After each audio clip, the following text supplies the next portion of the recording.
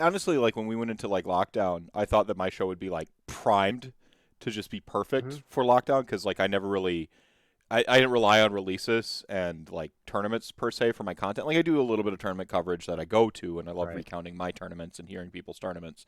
But beyond like just talking about tournaments and sort of spreading the message about that, like I wasn't really beholden to Games Workshop release and shit to keep doing my podcast. Whereas like all these other podcasts were dead in the water, and I was just like, just like I may not grow, but I'm not going backwards like you guys. That's right. Yeah. Like worst case, I'm still here. Yeah. No. We're honing my craft. It's we're in so I work construction adjacent. We're essentially in like seasonal layoff without the layoff portion, so it's just reduced hours now because they can't. I guess they can't afford to lay us off, but they don't have enough work to like, suddenly like just this last month they haven't had enough work for everyone. So it's like, I don't know. It's weird. We're in a weird like torpor right now. But like, fuck, I forgot where I was going with that. I'm just gonna sip my tea here. Construction adjacent. You have more time. Your show's primed because you're not relying on anyone else's schedule. Right. Nope, it's gone. That thought's gone forever. Usually I'm pretty good at resetting them and remember. No, it's fucking gone, man. It turns out I've been learning so I've had a lot of techniques to be compensating for my like ADHD I didn't know about my whole life. So like, and the way I recount, like, because I ramble. I don't know if you've noticed that. Like I rant a lot. Apparently that's like, yeah. Apparently that might be linked to ADHD, like waiting for your turn to talk and like like that whole thing. That my whole social personality is just ADHD. And I've always said that. Go ahead. I say there's a spectrum that we're all on it. It's the different levels. Like I said, it takes a lot for it to become unacceptable on any. You know what I mean? Yeah. But yeah, like learning little techniques to sort of like reset conversation, and like I didn't know I was doing that. The way I have designated key places because if I don't, they're fucking gone forever, man. Like keeping 20 different calendars because if I don't have multiple reminders everywhere, I will never remember anything like time wise. Like it's just so just understand. Yeah, I'm a centralized place type of guy, but I do have to have it. I have to have my calendar. I have to mark off my calendar each day. That's probably more OCD level, which is probably more me. I get that from my mom. But yeah, see, Molly's on the like. I often joke about like when you're finding a partner in life or your partner in crime, even like you got to find someone that complements your crazy.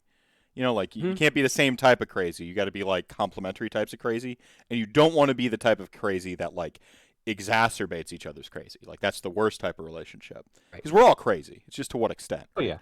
And my wife doesn't clean anything, and I clean everything. Right? Yeah. See, perfect complementary crazy. Yeah, complementary crazy.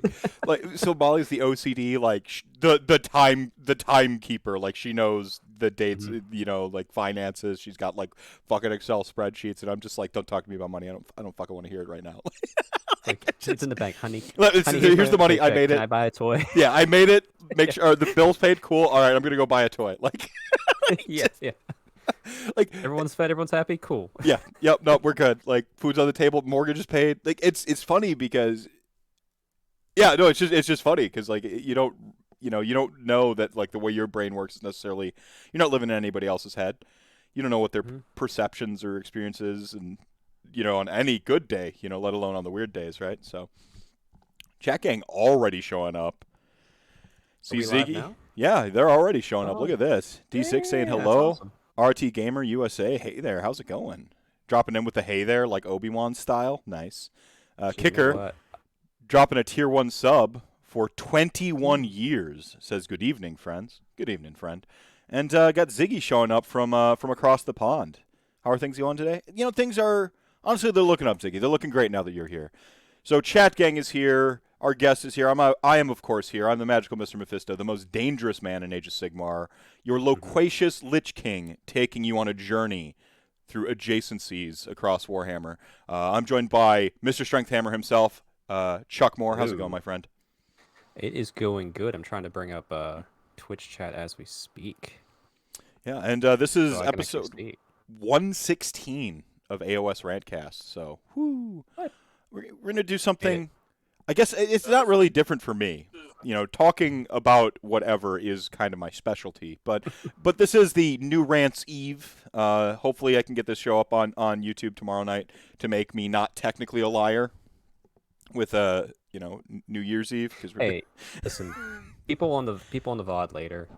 yeah. You missed your chance for getting this live. All right, that's all I'm saying. You know what? Can't show up live. You just go turn it off. Go get some water. Turn it off. Rethink your life. Come back for the next live stream. All right. Yeah, there you go. Like and Yeah. subscribe though. Keep it going. Yeah, yeah. Do keep the likes and subscribes going. I gotta hit that magic 1,000 number because then I can dual cast, and I can live stream on YouTube and Twitch at the same time, which I'm not allowed to do until I hit 1,000 subs. So we want Hey, that. you remember? Go ahead. Remember what was it? First year of lockdown. So Adepticon's canceled. We did I forget who organized it, but like the 24 hours of like streaming and stuff, and like people around the world Yeah, yeah. up. So I was gonna do because I just started a YouTube channel to do it. I was gonna stream something, and I did, but you can't stream from mobile with an account that doesn't have whatever number of followers or hours or whatever it is on YouTube, Yeah. which was really funny because my basement wasn't set up in a proper way at the time. The only PC that had a camera was my work PC, so I had to borrow my work PC, put it on like this stool that was like being held up by like a like random books and stuff too to keep it level to stream that first stream I've ever done. It was a nightmare. All those rules, like you don't find out about the rules of what you can't do on YouTube until you try to do it. Right. Yeah. Well, like it's because like so I could technically do a live stream on YouTube right now, like, but then I can't stream on Twitch as well, and it has to do with like their TOS of like who gets like exclusive, Like 2 days or something. yeah, the 24 hours. Yeah. But like apparently, if you are like a brand, like an official brand, then they'll kind of waive it. They'll soften the TOS because now you're big enough. They figure you're cross pollinating each other's shit, right? Like you're gonna come over to Twitch and watch live for all the emojis and whatever crap is going on Twitch. But I'm of the mind that like you dance with who you take to the dance, right? And I'm a Twitch streamer. I've been a Twitch streamer. Like I love being able to include other people in on my insanity by like broadcasting as far and as wide as possible. But for the most part, it's like I like the Twitch, the live chat. That's the format. Like being able to like interact with the chat while an interview is going on. That's the stuff I like. For me, it's it's the evolution of like talk radio. Like that's the coolest part. So we need to next level it. We need to each get our phones out. I know you probably don't have an Instagram, but we both do an Instagram. We can start it live and do a hangout. We can stream it there while here, but I'll be the host, so it's not you. So I'm streaming my show, you're streaming your show, but it's the same show. There you go. How we get around it. Yeah, no, that's how we do that. No, I do have an Insta. And I made the mistake of so I got a new phone very recently. This is like my anniversary gift, basically. So back in October, old phone's been paid off forever.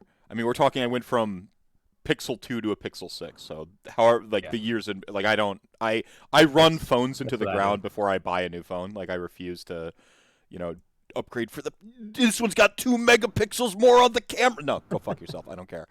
Yep. I see that bill drop and I go, ooh, this is great. It's Yeah. not time for a new phone. It's like cool. Yeah. No, I'm like Saving $80 a month. Yep. Perfect. Yeah. I mean, that's $80. That's a box of minis and two things of paint. Yeah. Yeah. 2 boxes of Reddit minis ad. if you're going through like someone who gives you those deep cut sales like Mini Stomp or something. Hey, listen, if you want to be a sellout shill like me, you get the deepest of cut, and that's why you have 3.5 armies in a backlog. There you go. Nowhere. See, you were doing Don't so do that. good. We're like polar opposites of like how lockdown went for us. I painted everything. I actually repainted an army. Whole Dark Angel army, repainted it, and then I painted every miniature I owned. It was Literally everything. It was crazy because I'm like sitting here and I'm watching your feed and you're just burning through the mini stuff as I'm slowly melting away from doing hobby entirely. Like I got so motivated. Like, I mean, it's probably like, maybe it's like the fitness, like kick ass, keep going type stuff was kicking in real hard for me at that time. Yeah. Like mentally, like outside of the fitness side of things. And yeah, like whole basement's redone. Like, I mean, you've seen pictures. It's not a great basement. It's still a dungeon, but like I have a whole hobby space with a gaming table, 2 different stream table, a podcast table, hobby table. I have a gym section. I have my now my remote work because I have a new job. So it's all down here and it's all wonderful. Cleaned out so much crap, painted all my models, and then I had to go back to the office for a bit till I got this new job. So Yeah. Yeah. that's when the backlog started happening again, and then I got that sweet GW discount. Yeah, yeah, for shilling as hard as anyone could possibly shill, which honestly, I respect it. I respect it. Secure the bag, baby. Secure the bag. Hey, it's like it's not a lot of money whenever I work those events, but when you work 48 hours in Mhm.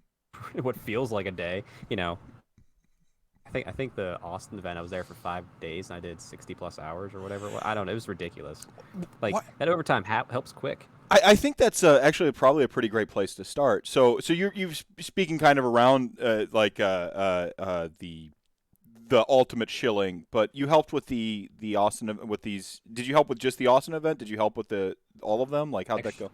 And maybe so tell Chat Gang actually, what you're talking about, yeah, and just so they know. Yeah, go ahead. yeah. So as probably maybe some of you know, maybe some of you don't, because I don't want to assume people know me. Um, I've been helping run the Age of Sigmar at Nova Open, which was originally run by Mike Brandt. Mike Brandt now works for Games Workshop as of literally right when lockdown happened as the U.S. Open. Actually, no, he's global events team lead or whatever. I forget his exact title. But he knew me that I could do Sigmar from Nova, so he hired me. So I'm not just helping them. Like they pay me, they fly me out there, they give me a room, they feed me, all that Good, happy fun stuff good. whenever Pay you're you for your working for a labor. company. Uh, Yeah. So he hired me as technically the first Age of Sigmar professional rules judge for Games Workshop to run at the U.S. Open events. So Orlando, New Orleans, and Austin. Um, and yeah, uh, so I did all those, and also Dallas, which was the finals. And the team kind of grew throughout the year, as in, like I don't know how much you want to get into this. if you want I me to mean, go as through deep as you want to go, the when you whole start to story? feel like eyes gloss over in Chat Gang, then we can chop it off. But Okay, all right. Um, so I go to the first one, which is in Orlando. Mhm. And meanwhile, I was in a previous job at the time, which was really exciting because I spent a week down in Tampa for work, Mhm. and then immediately went to Orlando for a weekend for Warhammer. So like, I was tired of not being home. Um, but anyway, I go to Orlando. Mike Brandt's running it all. There's the 40K side, there's Age of Sigmar side. I was the Age of Sigmar rules judge, but I wasn't the TO.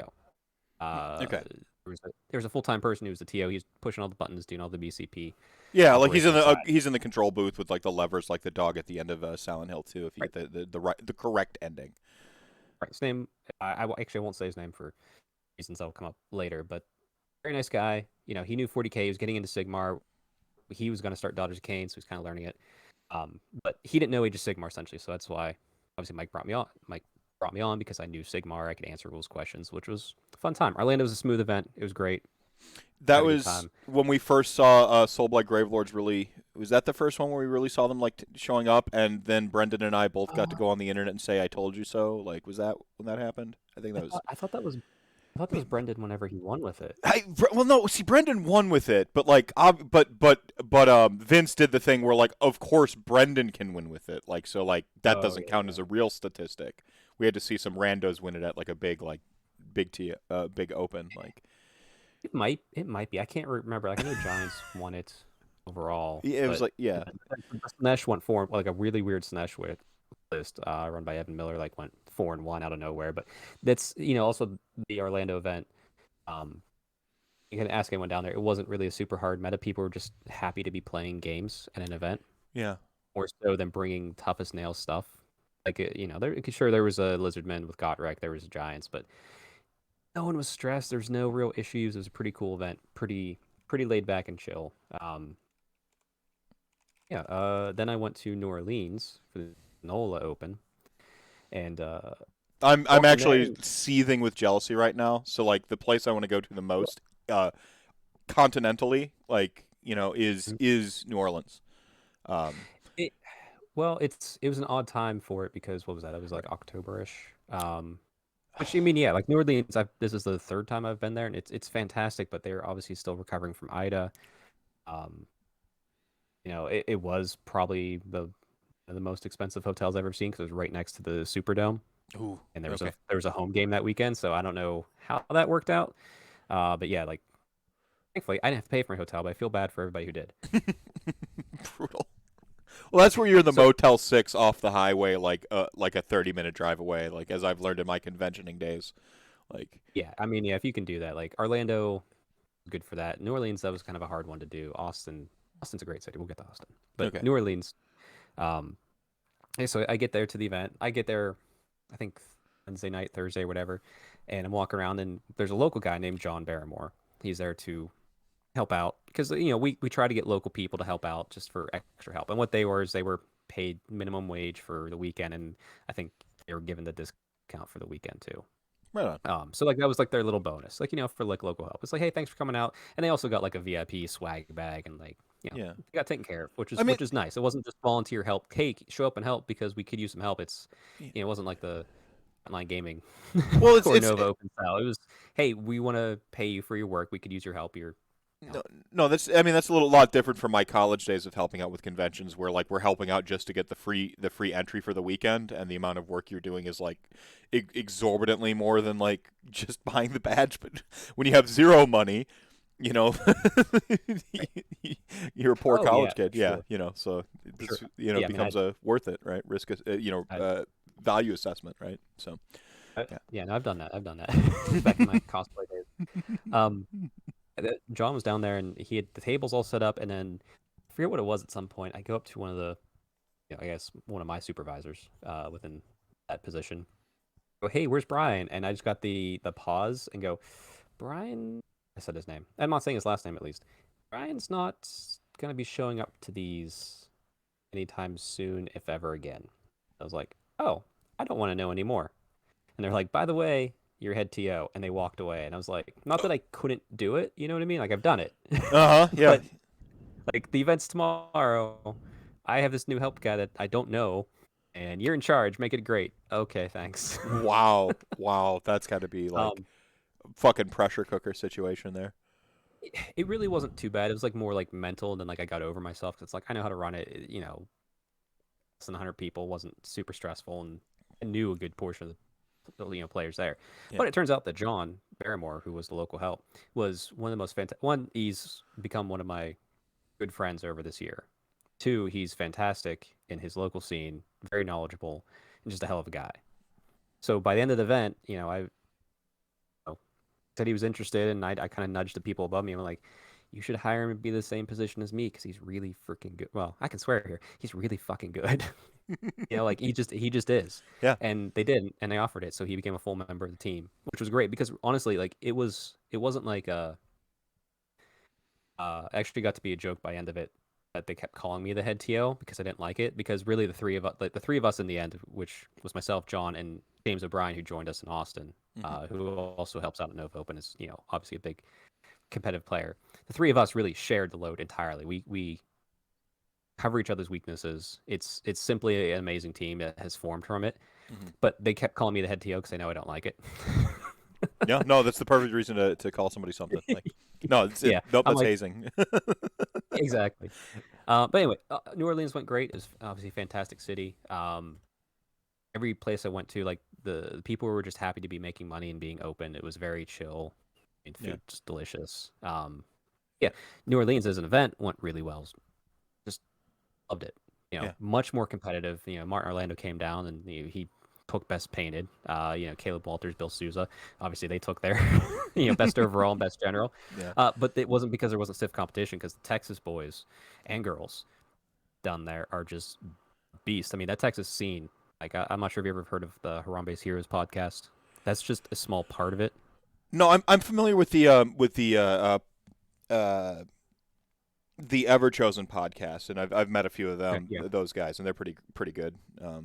It- Jeremy's pretty great dude down there. So Yeah, it's the whole Texas scene. What they got going on is I'm jealous of. It's the best. I don't want you to take this the wrong way because I know you live there.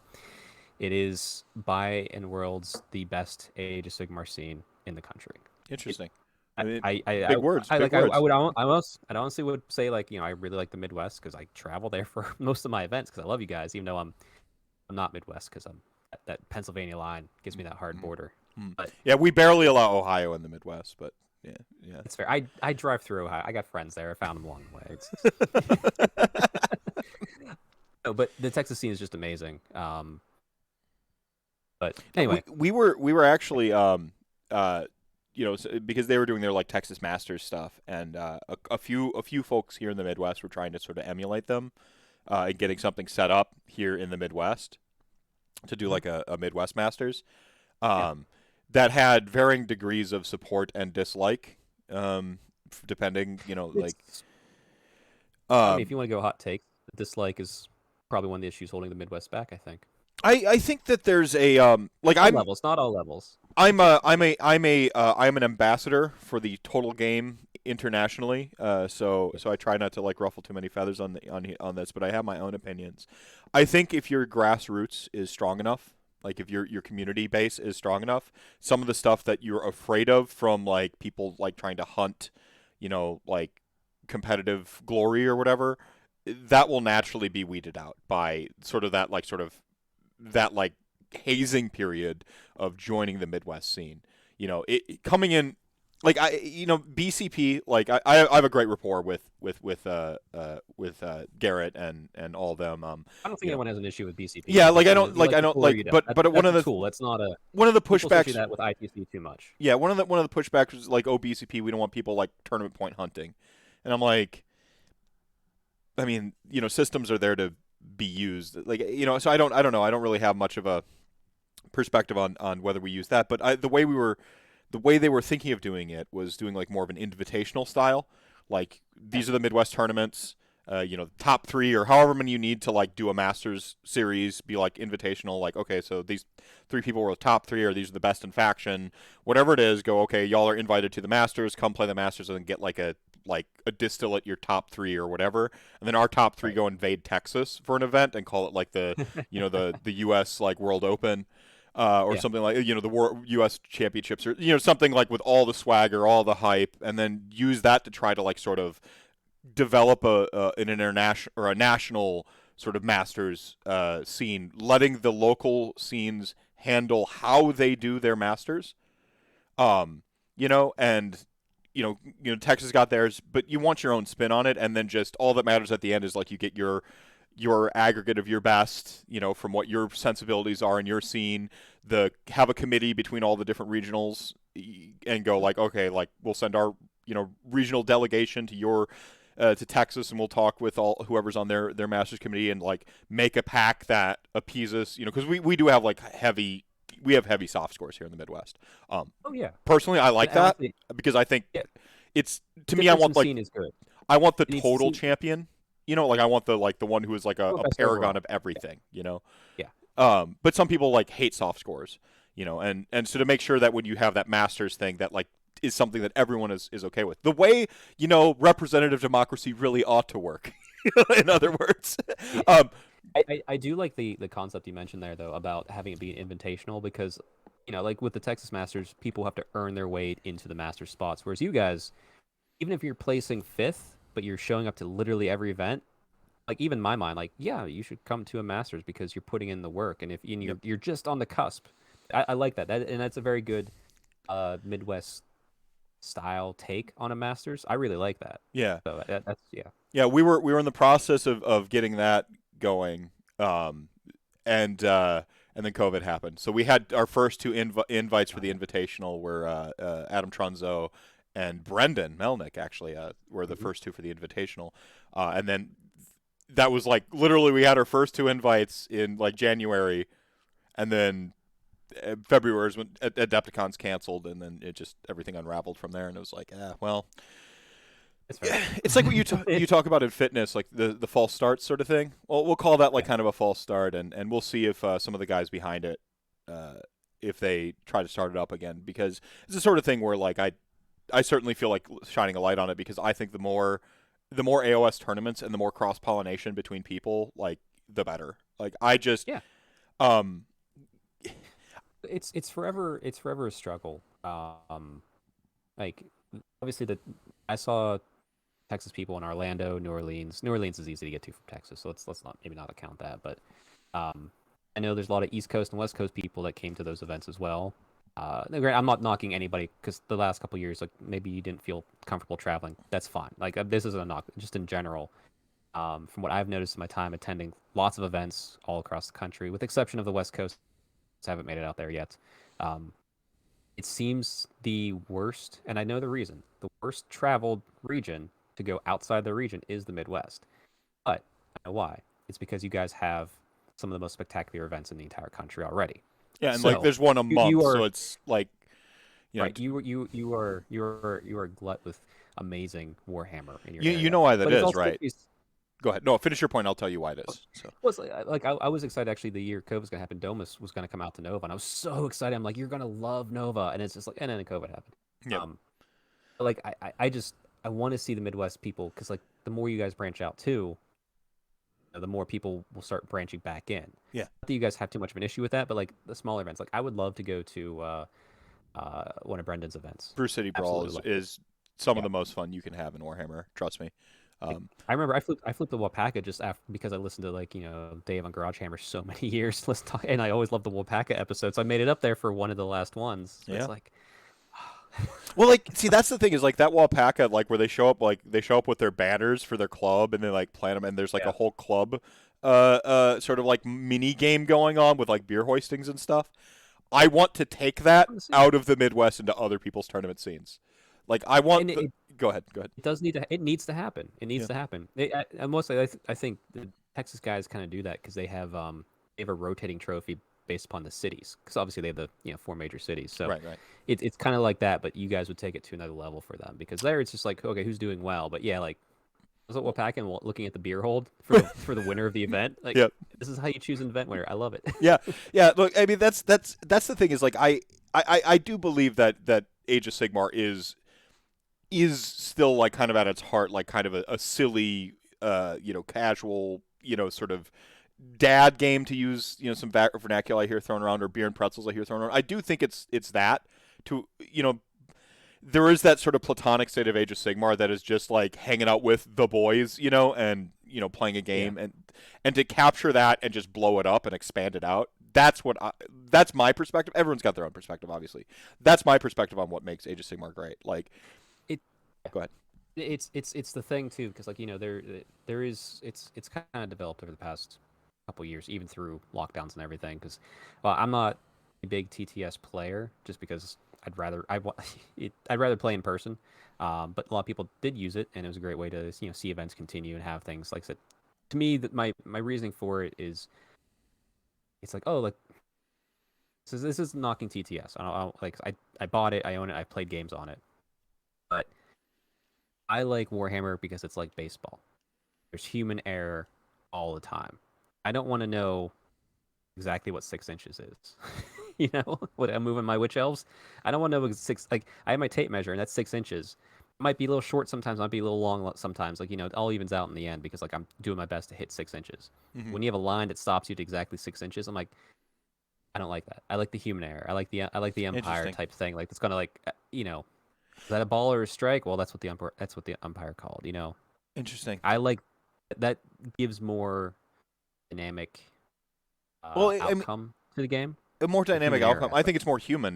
The word is human. It's more of a human Yeah, experience, like in the philosophical sense. It's a more human experience that way. Like there's, like for me when I'm playing, and I don't knock TTS. I think it's a fantastic tool for people to like get good at their and armies, play with all their those homies across games, play with their all the homies data's across the valid. Yep. pond. Like, there's a lot of great reasons for TTS. I think it's really good at honing your skills. I think it's especially great as being a smart consumer. I'm going to shit in your shill punch bowl here real quick and say people Go can ahead. Go try ahead. people could try before they buy. And, Oh yeah, yeah. I don't know if I They'll want to pay me buy enough. this mini They'll or pay me. this army. They'll, Yeah. Yeah. they'll pay me enough to disagree with you on that. Yeah, grab it for the buy, for sure. Absolutely. So like there's a lot of stuff about it, but there's something lost in translation for me.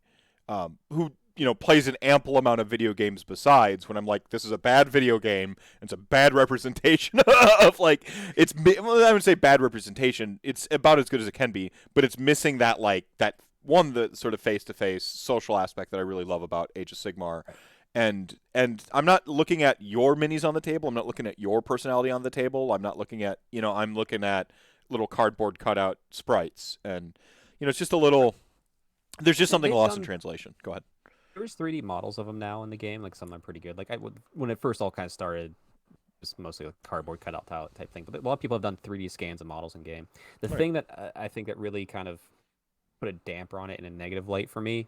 Like I said, I like the human error. That's why I prefer real life over TTS. But the last couple events, when it was really going hard before things started opening and people were playing games again face to face, it's lists I saw and rule interpretations I was seeing more and more. There's a lot more of, if you were standing across from a person that could physically punch you in the face for being that much of a dick on the table, you wouldn't be doing it. Like it's, you know what I Well, mean? it throws. Like the gaminess got a little bit too extreme It got pretty on beardy. some It got games. pretty Not beardy every, there. Yeah. yeah, not all the time, but yeah, it's just like, and I don't mean punch in the face, obviously, but like Yeah. if you and I are Well, playing across the table from each other, like we're gonna see a person, and it's gonna be like, there's always that part of my brain that says, I know this rule can do this. Is that really in the spirit of what we're trying to do here? well, that's Like what table? You know what I mean? Well, that's the social contract, right? Like that's the social contract kind of goes out the window, and we know this about all of let's check the tapes, all of social media. The social contract kind of goes out the window the minute you're digitized, right? Like it's just, but in person, that social contract it feels a lot more permeable, like it feels a lot more, physical. Like it's Yeah, palpable. You can it's feel the social contract. You can feel shame in person that you wouldn't necessarily. And that's not neither here nor there. Like I'm not right. judging, good bad thing here. I'm just saying that I think that's the social contract at work. Real quick here, catching up on some chat. Hotspur dropped 1,000 RDP to remind everyone, chat gang, hey, nothing to fuck with. Roybos pointing out something very important. You paid for your minis, right? Don't you want to put them on the table? Absolutely. And then Yep. Hades brings up. I mean, this is one of the strongest cases for TTS. He says, I'm in Australia. I played with my boy SJ. Shout out to SJ Arcade, huge friend of the show. Honestly, just a friend at this point. First AOS game ever with models I don't have even have yet. An amazing time. Yeah, no, I mean perfect. I mean And that there it is a sounds like you side. guys kept the social contract alive too Yeah, during that game. yeah, yeah. And there's a side of it where like you are seeing the I mean that's the heightened social aspects too of the internet. Like it was the best of times, the worst of times. That's the internet, right? Like it's a tale of two cities, you know. A handshake across the ocean, absolutely. And Ziggy says you can scan your own models if you want. Disgusting. And Roybos exactly points out why this is disgusting to me. That's like effort and yuck. The other part of it though is like I play RTSs. Like they're one of my, Yeah, I was for a while there. Age of Empires. I Yep. was I was a Starcraft boy, like one of the Lord Satin in Starcraft. If you ever got owned by me, you're welcome. Deliberate typo on Lord Satan. And like I play RTSs, and for me a little bit like when I'm playing, like there are things in our game that like the rules for work pretty well as an approximation, as a simulacrum for a war game. You know what I'm saying? Like, Yeah. or as a simulacrum for war and gaming and stuff like that. There are Right. things that work like that, like gaming by intent. There are things in there where Mhm. some rules are they're meant to be wobbly and fuzzy because it is such an approximation. And RTS doesn't need to approximate. It could just because the game can do the numbers for you in the background and like do all the math, do all the rolling, do all that. So it doesn't need to like have those approximations or those. I mean, it's still going to have its own type of approximations, but it's a lot more direct and robust. Whereas Right. AOS kind of is wibbly wobbly. It's hand wavy in the way that you would Yeah. expect like a game that needs to be played in like 2 hours to be. And so in an Mhm. RTS, you're getting a more sort of like robust war experience, and like we can play against each other in like StarCraft or whatever if like we really want to Mhm. like war game each other without that social aspect of the game and without the personality on the table, that gets lost. And I don't want to like harp on TTS. I think it's a very. I'm about to grind a shit ton of TTS games here coming up very soon. Yeah. Um, It's a very valuable tool, and like I said, if I'm very lucky, I can play games locally and out at events to go do stuff. If you can't do that, or you have buddies across too great of a distance, absolutely. Or if that's just what you and your next door neighbor, you guys don't feel like seeing each other, but you want to play a game and you sit down on your computers, who cares? Have fun. right, right, right. Not knocking it. It's all valid. It's just I have a preference. Yeah, It's real life, but right, right. No, and I think people learned a lot of valuable lessons and had to adapt a lot. That's what humans do. We're really great at, like, as a species, adapting and learning. And during the lockdown, we kind of we adapted. We learned some stuff. I think that a lot of people, like the amount of people playing TTS right now, unquestionably, it would be a fraction if it weren't for COVID-19. It was it was such a hard sell even during a global pandemic. But I think in the end, it turned out we ended up with something a little bit better. One thing you did leave out when you're talking about like kind of the beardy list, though, is actually the practical aspect of collecting and painting and hobbying some of those really beardy lists.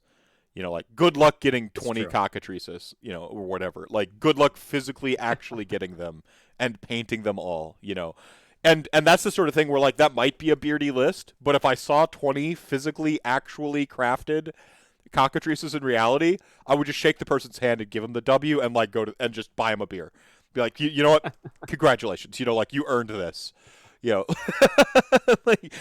Just they're just putting their wallet on the table with all those fucking fine cast cockatrices. It's like you won this scenario, you maxed out. We're gonna play a game. You can't kill my hero. I'm playing keep away now. All right, let's drink and have some fun. Yeah, there you go. Yeah, instead of dice. Okay, you won the. I'm gonna fill out the sheet. You won. Okay, but now we're gonna play a proper game where just whatever. Right. How's it going, Vampirus? Have they been playing nice? I think so. I think there's been a great banter so far. Good to see you showing up, Martin Orlando. It's like, don't want to dox him, but his whole name is in his Twitch name. Yeah. Actually, account am I on? Oh, I'm not on my normal account. I'm on my special account. Account that can ban people on the Warhammer Community Live Twitch stream. Oh! So are you like full time with them now, or are you still doing the lumber thing? Like, what's this? Yeah. No, I left the lumber thing. There were some cultural differences that were happening within that company that I was not a fan of. You don't need to go into it, but okay. Yeah. And plus, I also wanted to find a remote job. Like that was always after working from home for so long with COVID, I realized how valuable it was. Yeah. But yeah, my time. I learned what my time meant. So I found another job. Actually, started in November. I love it. It's more sales position, but like I said, work from home. But I'm part time. I guess the long way around it for Games Workshop. So I only get paid whenever I'm working for them, which is usually at these events. There may be times. Sometimes there's calls for like planning for the events, or there might be some terrain painting. Like I'll log my hours for that. Obviously, that's going to be off the time when I'm doing my real job. But yeah, so I'm a part time GW staffer, I guess you could say. That's actually cool. That's cool. Congratulations on that. I think that's pretty awesome. Thank you. You've got your lore in the book, and now you're basically just like racking off the wins. In this stream, somebody shares their W's. Like just. It's odd. It's I always laugh because I always say Bill Souza right now. Like if you look at what he's doing, like he's completed the main game. He's just doing side quests. Yep. I said the exact same thing. Yeah. In a way, I feel in the same boat, but I'm like, Bill, what genre are you in? Because we're in different genres of games right now. Like you went through Dark Souls, and I'm playing Animal Crossing over here. Right. That's the thing. It's you like the list of people who have completed the game and are just like racking up side quests. It's like Snoop Dogg, Bill Souza, apparently Chuck Moore. Yeah. Like I feel that way. I don't. Actually, this was probably the nicest compliment. One of the nicest compliments I've ever received. Someone said, "Chuck, you're like the Anthony Bourdain of Warhammer." I'm just like, well, no, I'm never gonna be as great as that man was. Fair. But like, it's like in a way I get it. Like I'm just traveling over the country doing all this weird stuff that I feel like I'm not qualified to do. The imposter syndrome. You're just someone's gonna find out. Yeah. Oh shoot! Like someone asked me a rules question. Hey, this model says on the war scroll I can move 6 inches. Does that mean I can move 6 inches? And like my brain just freezes, goes, "Oh no, you don't know how to play anything." Like I'm waiting for that to happen. Yeah, there's some mild imposter syndrome because it's just like I'm just doing my thing, and somehow I feel like I'm just getting away with it. I'm ending up in this lovely world. I mean, there's something to be said for just kind of like putting yourself out there and trying, right? Like, I mean, that's really, like you did with the, Nova, and I think it's Nova, right? Yeah. Like just, taking on challenges and trying and putting yourself out there. Someone told me, like, I was getting my imposter syndrome flaring up over the Rantathon because we've already got like 3 could be grand prizes kind of in the pipelines right now, like just insane Oh, stuff. wow. Like we can't really share it, but like it's like, okay, I'm gonna email fucking Henry Cavill at this point because like the prize pool we've got, like why, he's gonna not read my email? Fine, whatever. Like that's the worst case scenario, but like Hey, can you sign this Custodes box for me to give away? yeah, whatever. Just can you come on for 10 minutes and just tell people to donate for mental health, like whatever it is, like something like that, Record a whatever. message or something. Yeah, Yeah. send him videotape a message for it, like I know his time's Hey, precious, whatever. But so I go ahead. this is gonna be a little fun info for those who are listening to the live chat. Not if you're on the VOD, once again, turn this off. You did not show up live. Make sure you like, subscribe, and turn the VOD off. You're not supposed to be here. That's so. Um, Don't listen to him. Stay for the VOD. You're every bit of chat gang. Continue. Sorry. so the Henry Cavill, whenever it came out that Spider-Man wanted to play him, from was it Graham Norton? Is that the British show? That was Whatever it that was the guy who's kind of like busting his chops on like normally men Yeah. don't have. You have a lot of hobbies for a guy, and it was just like ugh, like the toxic masculinity crap came into there. But continue. Sorry. That was, yeah, that was, yeah, just, ugh. It's cringe. It was Anyway. cringe. Yeah. It's cringe. Yeah, I won't even call it toxic masculinity. It's just Cringe. ignorance. Yeah, ignorant. Yeah, like you Yeah. you can't like too many hobbies. What the fuck does that even mean? Like I can't How hold dare all you be these hobbies. us individual? Yeah. Yeah. Um, Like, that came out, and I immediately went to some important people at Games Workshop, who are full-time people who I had direct contact face to face at that moment, and said, "Hey, did you see this? You might want to do something about this." mhm. And I know people are reaching out. I don't know what's going to happen, but I know people are reaching out. Perfect. I mean, it's. Yeah. I'll I- go for it. I mean, and that's the thing is like you have this wonderful opportunity if it's like a fucking commercial, if it's just giving him a box of stuff that he shows he got on Twitter, like that. It's basically like just free. It's just the social capital that that was created when he went on that show in that moment for Warhammer. More broadly like 40K, I think, but just Warhammer in general is huge. I mean, you capitalize on that. That's what you do. So. Well, even still, imagine it took me a long time to finally sign up for Warhammer Plus. I didn't think there's enough content. Some of it wasn't like, and after discussions, like obviously some of it wasn't aimed at someone like me, and I was kind of poo-pooing it. But thanks, in the little private chat that me, you, and Fiora are part of, it's like, well, it's not meant for you because you're too obsessed with this stuff. It's like, oh, good point. You're too but finally, obsessed. I like that. You're too much of you're like too much not a normie anymore. This is for the normies. Like well, in a weird way, that's another topic. But yeah, in a weird way, it's like I'm too deep in that what I used to enjoy, I don't hate, but like I don't enjoy it as much anymore. that's interesting. Like that surface level, like I guess I'll just be open about like, and this isn't a knock. Wade does a fantastic job. I love him as I've never met him in person yet, but I've talked to him online, and I love how he presents for the Warhammer team. But like the Lore Master episode, I was poo-pooing on the Techless one because I'm just like my blog I did 2 years ago had more info than this. Like what the hell? And then like one of our mutual friends and other podcaster out there, he's like, well, me and my son enjoyed it. He's like, maybe this Lore Master episode wasn't written for the guy who knows fucking everything about Techless already. And it's like, oh yeah, like it's funny because I know who you're talking about. I remember that. this. I remember this conversation, and the person who said that to you was like the opposite of who. Like the roles were reversed of like who, if you know the public, 100%. like is who you expect to be. Like that was yeah. It was a needed smack to the face, and like and then like actually it was about 2 weeks ago I finally signed up for Warhammer Plus. Because I saw they did like Christmas Kill Team themed battle report. I watched it. I've watched all the battle reports. I watched all the Lore Master now. Like just kind of like Lore Master, it was kind of like background noise. It was really well done, but like I learned a few about some other characters I didn't know about. Yeah, like it's just really fun. But now imagine there's a battle report on there. Henry Cavill playing Tom Holland. Mm-hmm. Everyone that knows what Warhammer is signing up for at least 1 month of Warhammer Plus. Yeah. No. Everyone. 100%. Prints money. It prints money, right? Like it just yeah. I mean, they wouldn't even have to do like they could do Kill Team. They wouldn't even have to like do a full a full 2K game or anything like that. 45-minute game. Sure. You know what? It's fine. Drop the points of these wonderful dragons by 100 points, and you'll sell so many it'll cover the cost of whatever you need for their 2 hours of their time. Let's see, catching up on chat here. Yeah, Cavill talked about Netflix with the Witcher cast. Awesome. Like this guy, he's just the gift that keeps on giving. See, I liked him just distantly when he was first off. Shout outs to Stardust, fantastic in there as like kind of the bad guy. Hmm. And then when he was cast as Superman and he just looked like like someone had gone into like the northern wilderness of Canada and like chiseled the perfect specimen of a man Yeah. from like logs and stuff. Like just to make the most like the most proto man that has ever existed.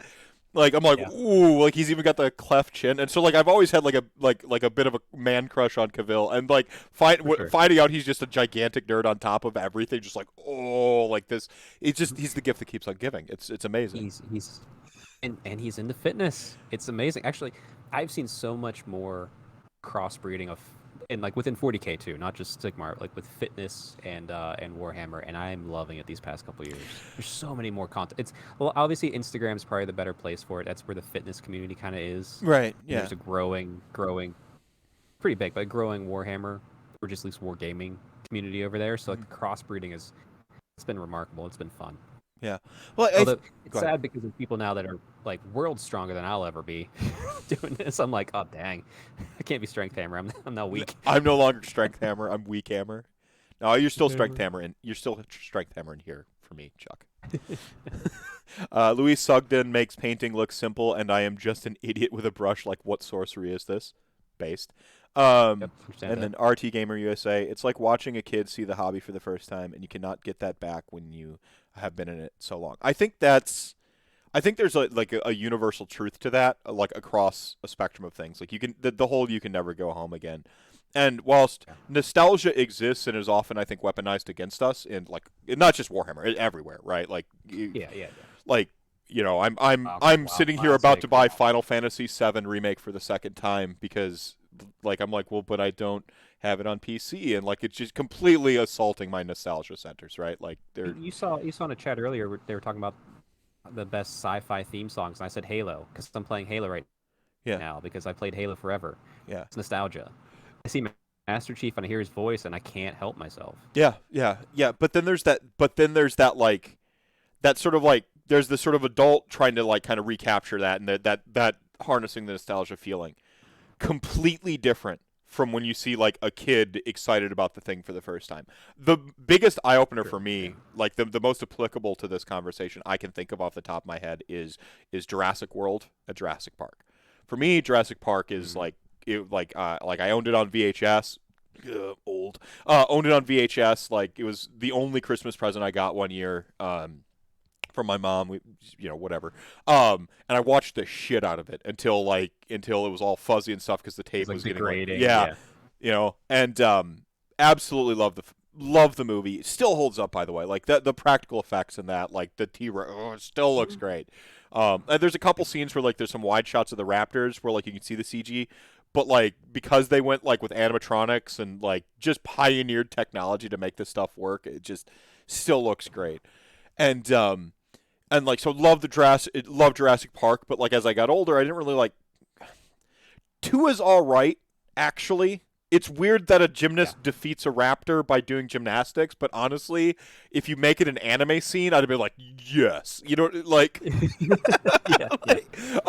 it was If she would have like jumped on the raptor's back and like broke it and became a mount, then I'm like, okay, maybe we're going a little too far here. But yeah, I think it was okay. With it was fine and it was shot well enough, but I could be cynical about that.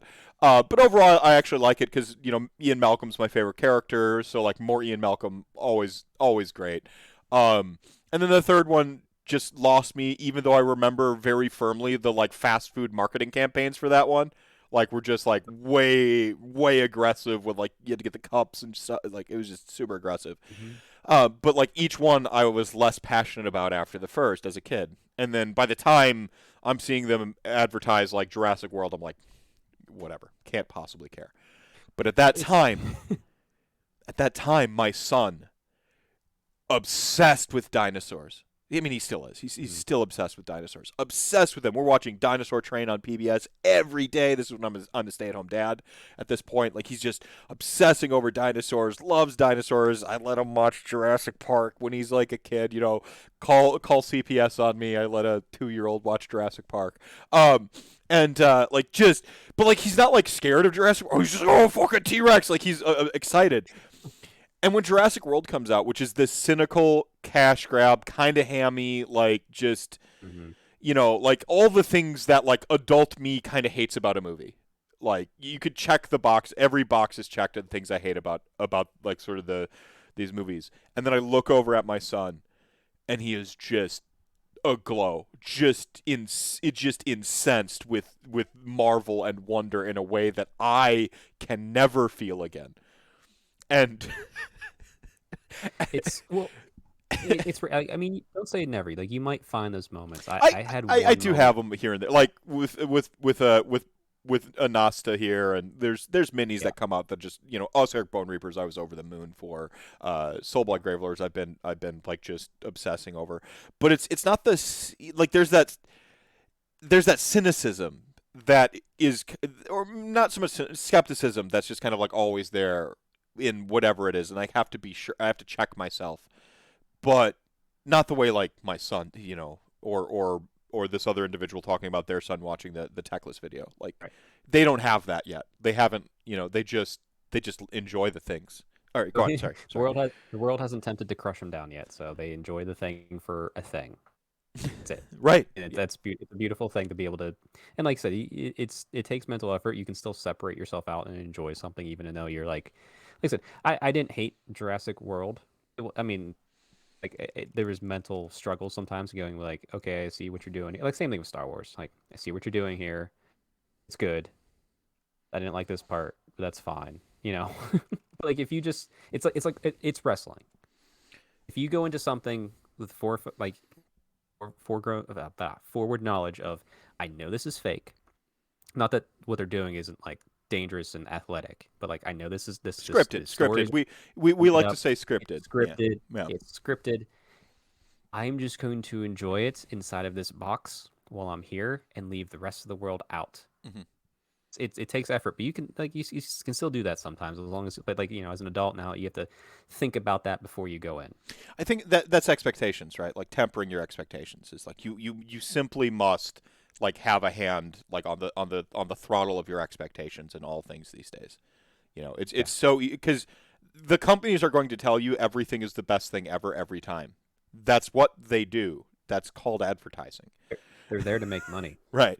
Right. Like, that's what they do, and it's kind of shite, you know, in some respects, like, you know, there are sometimes it feels shameless, but on the other hand, like, you know what they're doing right now. You know they're trying to like sell you stuff. You know they're trying to make money. Like, temper your expectations. That's the thing that, like, where I get mad at myself, where I'm like, I know I just got. You know, like, when I'm like, I fucking Oh went yeah, into it. yeah. I was like, I knew it. You know, um, I'm my hand's been pretty measured with my hobby, so it's usually video games, I guess, or like a DLC where I'm like, fuck, that sucked. Why did I buy that? But, you know, Sure. I'd probably be in the same boat if it wasn't. At least I worked GameStop retail for a number of years before my prior job at 84 Lumber, in the lumber industry. Mhm. Um, and yeah, when I got out of that position, I was so jaded that like video games have never fully come back to what it once Same. was for me. Same But for me with journalism. Like, I did the games journal yeah, thing, and like, the way I my brain had to become to like yeah, write to live in that world. Even not even talking about some of like the, you know, some of the like the drama of games and journalism, and just like there's some toxicity in general. No, but like literally just playing a game, having to write about a game, and like what happened to my brain, and how there are some people out there that I watch and they still love video games that write like games, you know, journalism. And like, I don't love them on that level anymore. I don't think I could ever get it back.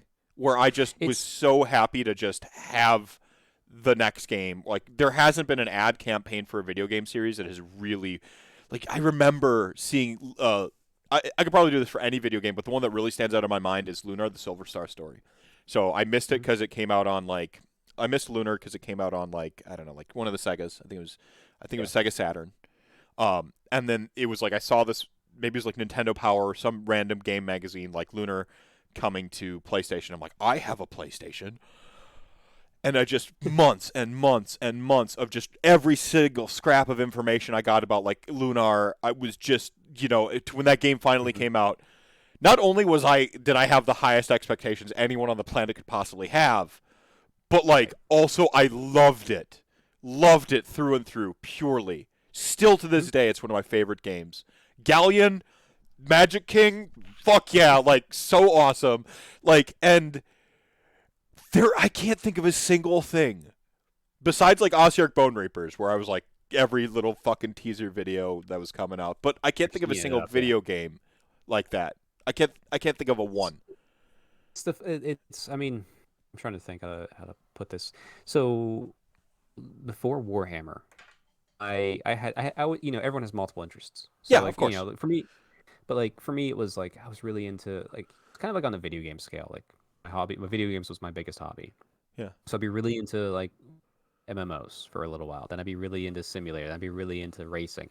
Like it kept rotating over and over and over. And like then eventually other hobbies kind of filtered their way in.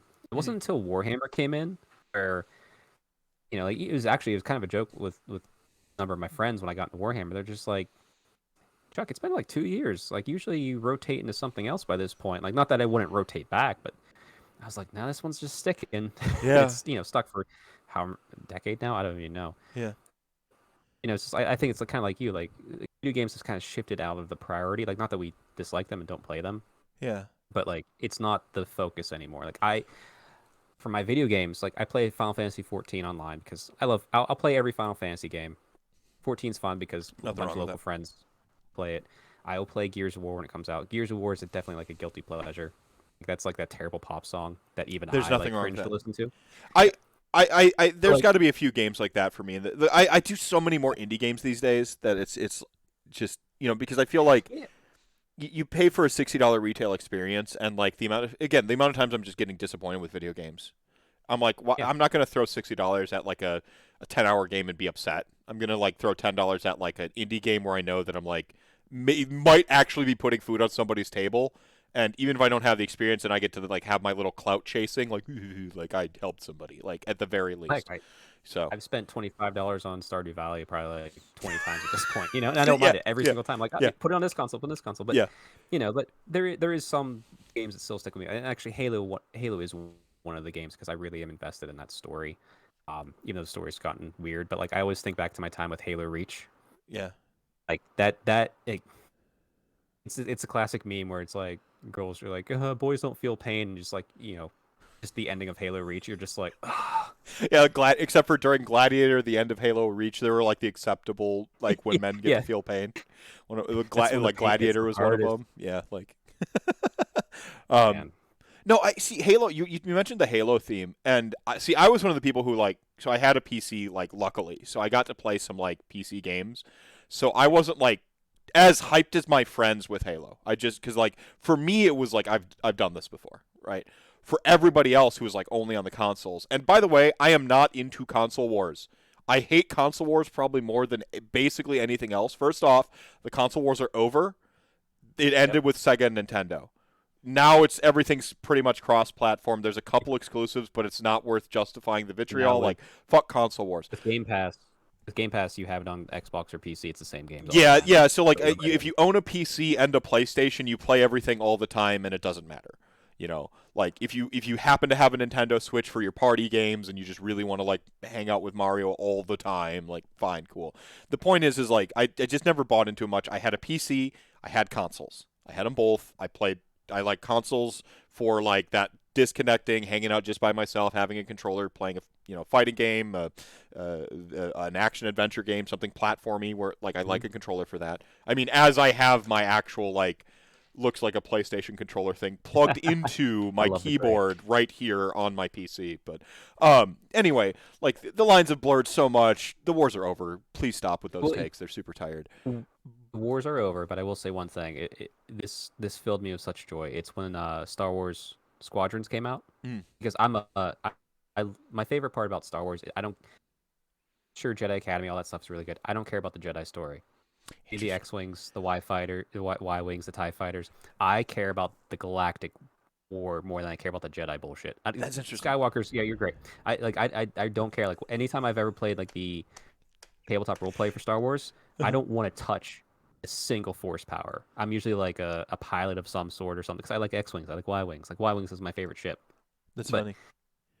I playing just had Squadrons, this I hate that. conversation like with someone else that their least favorite part of the Star Wars is the Jedi, and I'm just like this is now this two in a row. Keep going. Sorry. It's it's fun. So I had it for Xbox One because I have an old my PC is 16 years old, but it still plays Final Fantasy 14, so I'm not upgrading it yet because I'm kind of like it's at the point where it's like, how far are you gonna go? It's like the it's kind phone of really thing. funny. It's like the phone thing in me. Like, like I will run this into the ground. Yeah. My wife has a brand new PC she got like a year and a half ago, right before COVID, and we both play together. I'll load into zones faster than her because her PC will load everything before it brings her in. Mine goes, here's the zone, here's you. We'll load the people later. You go have fun. And I'm like running around to do the quest, and she's like, wait for me. I'm like, hey, just because your PC's doing all the math. That's fantastic. No, but, So so I was playing Squadrons on Xbox, and I played it nonstop. And when you play anything nonstop, no matter what system you're on, you're going to start crushing. That's just kind of what you do. Like it was just every single night, 3 to 4 hours, squadrons. To the point, I'd go into multiplayer matches and I would just crush people. Even with the Y-wing, which is my favorite ship, and it's slow, and I just spec'd it out that I could be kind of a fighter with it more so than a bomber. To the point that I had people sending me hate messages on Xbox Live because they're like, because also in Squadrons you can see if the person's using a mouse or a keyboard. Or mouse, keyboard, or controller. Sorry, mixing those up. I had a little bit too much whiskey in my coffee. no, you're fine. So I used a controller. So people who I saw their icons had mouse and keyboard, calling and saying I was cheating. Oh, of course they are. Calling, messaging because I was beating them. Which Yeah. I mean, yeah, like mouse is going to be more precise than a controller, but you just kind of learn with the tools you have. So even though the console wars are over, I'll take a controller any day, sir. Amazing. Wait a second. I was gonna give an olive branch to the Halo Bros or the X Bros from that era, and that is like actually the soundtrack does slap like shit for Halo. Yeah. It really is good.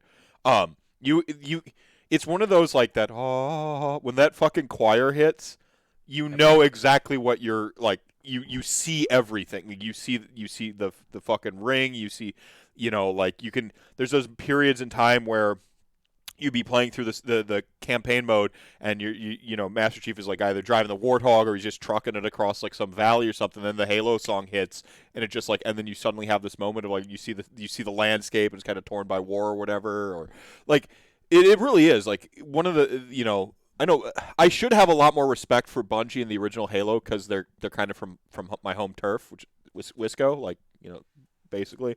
I believe they went to Madison. But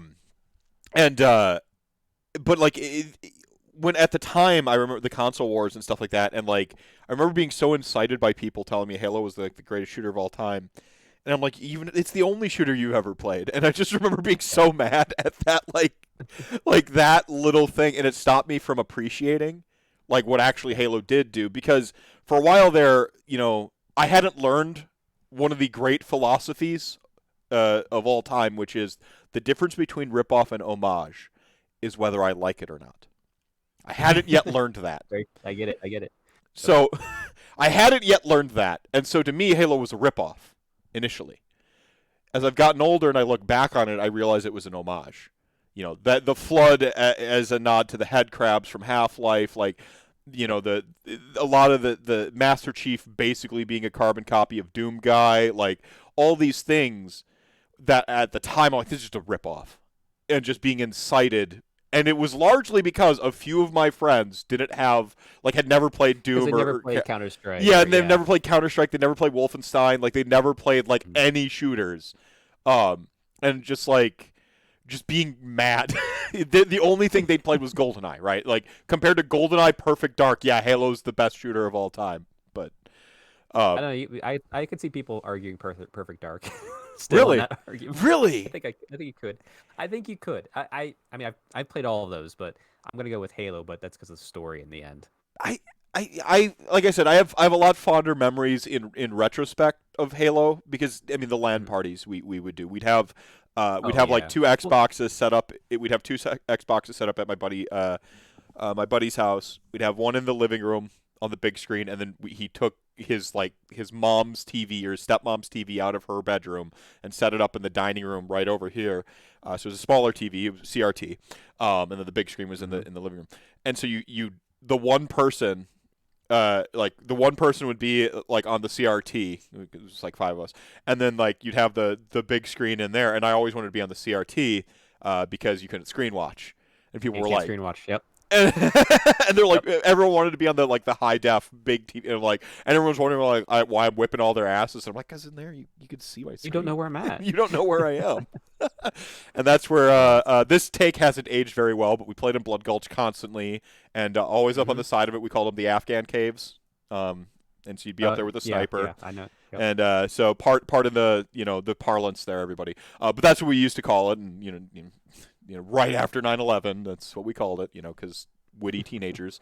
And I'd sit You up were there with the clever. sniper rifle right up in the caves, and right when they figured out where I was, I'd flip sides, or I had this one spot really really tucked up back where you could glitch jump, and you just sit back Mhm. up there right above the base at the one end of the gulch, and just like you basically see the whole gulch. Full map. Yep, I know exactly where you're at because I did that too.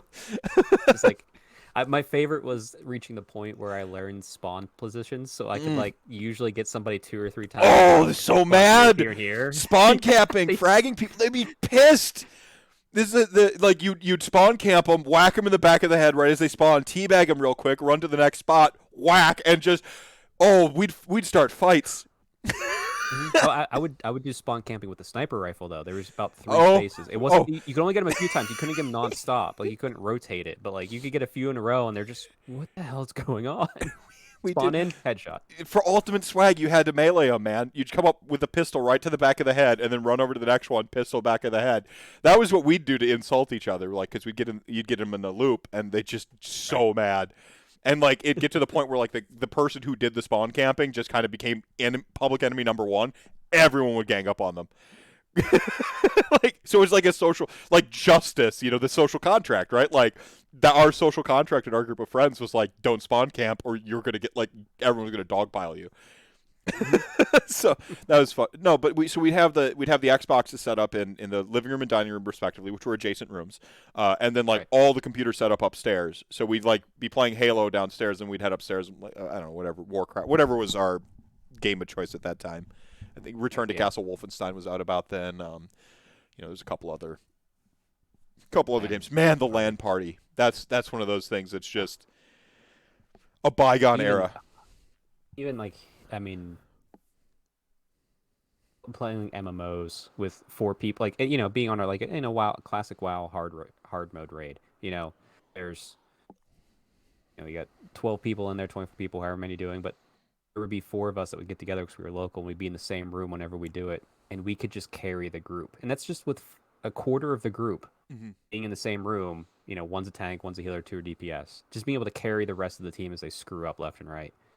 Oh, Like just the power of being with the people was so much better that even over Discord or yeah. speak, because like you could like I could hear like the antsiness of my healer as he's fidgeting like a toe tapping because I should probably hit my cooldowns a little bit Hmm. more. Hmm. Not solid for him. He's stressing a little bit, and Oh, he didn't have to say a word. I just felt his energy going like, Chuck, I hate you. Stop it. well, I mean, you're just. I mean, this resets. This is a beautiful reset callback, even because we're fucking professionals here on this podcast. Two professionals.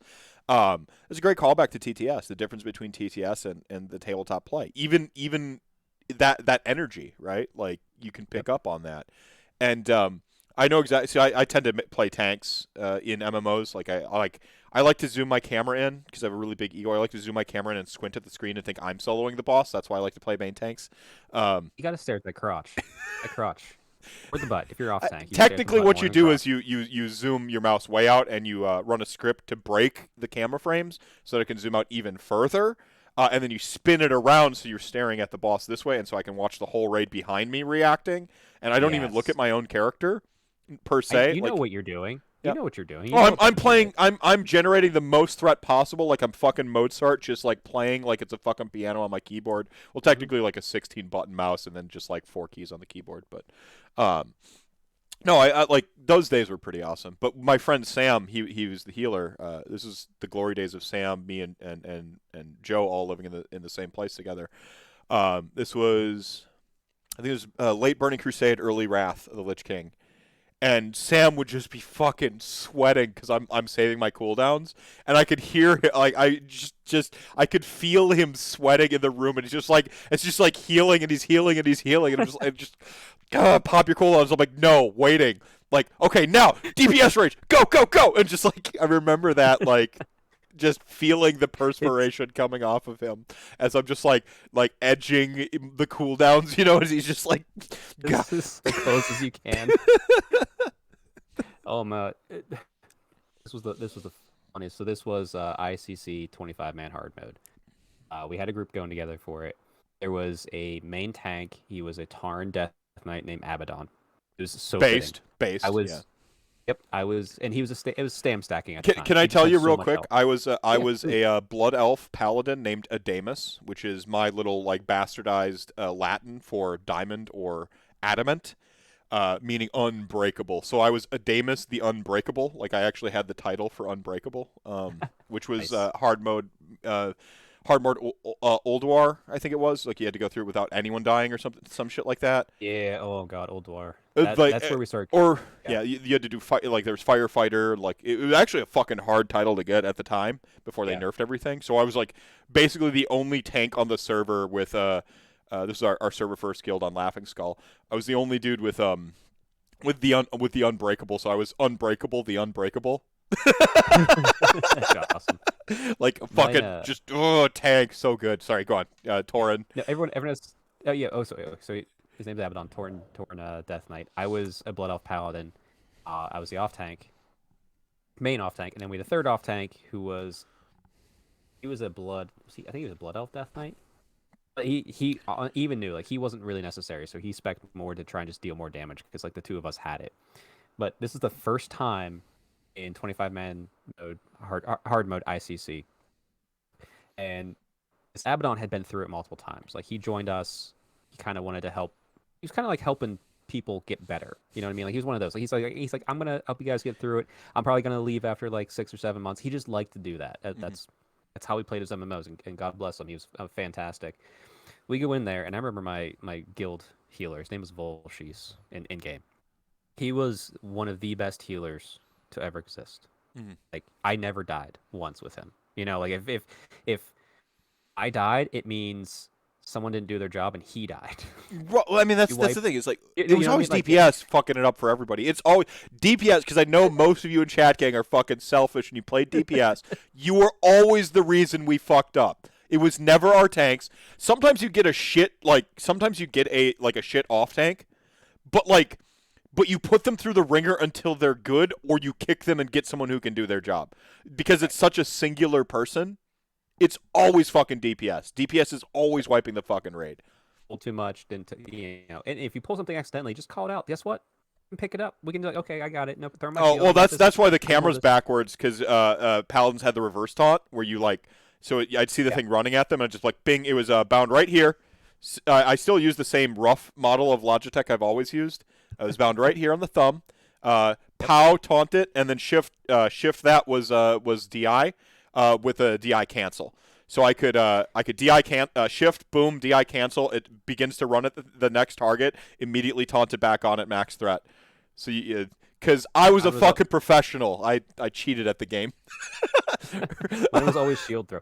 Regardless, yeah, we get in there and this is most of our first time in there, including myself and Volshies. Abaddon doesn't say it in chat. He whispers me. He says, "You go right, I'll go left. I'll meet you at a Bone Storm guy. I forget his name. The first boss of ICC." Yeah, and Bone Storm, the most Castlevania boss in that whole thing.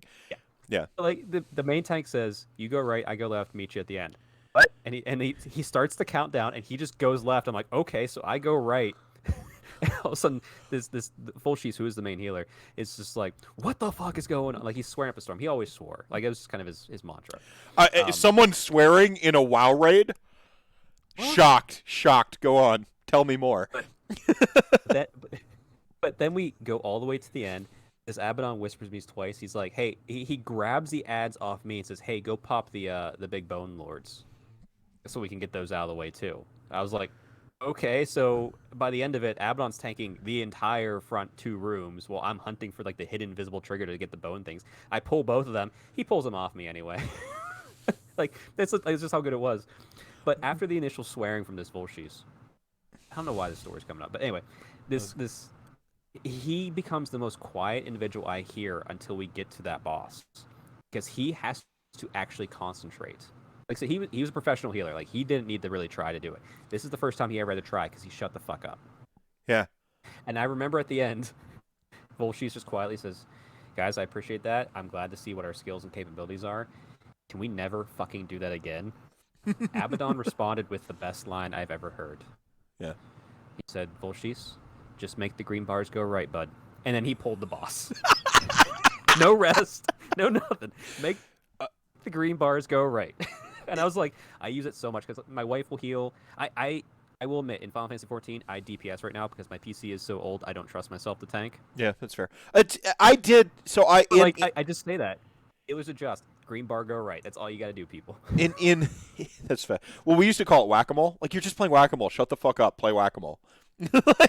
That's what paladins were. Oh my god, yeah.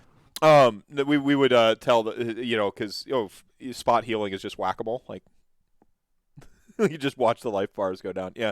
No. I did play a dragoon in Final Fantasy 14 Realm Reborn all the way up through like the first that relaunch. They did. I didn't play it initially. When they did Realm Reborn, I jumped on and I played it for like 3 months and basically to get all the initial like hard mode raids done, and then I didn't touch it again, and I haven't since. But so I wasn't a tank then, but that's like the urge to be a tank in everything is very, very high. But my urge to be fucking Khaine Highwind is way higher. It's way higher. So, I mean, I can send you a picture if you want to put it on the screen. I have the cutest bunny girl dragoon you have ever seen. Oh, bunny girl dragoon. I'm a Vieira dragoon because I'm like you. Like, yeah, I want to be hopping, and when I could be a bunny lady, like, yeah, I switched. I did human for a while because I started in Realm Reborn, and I switched to the Vieira whenever they came out.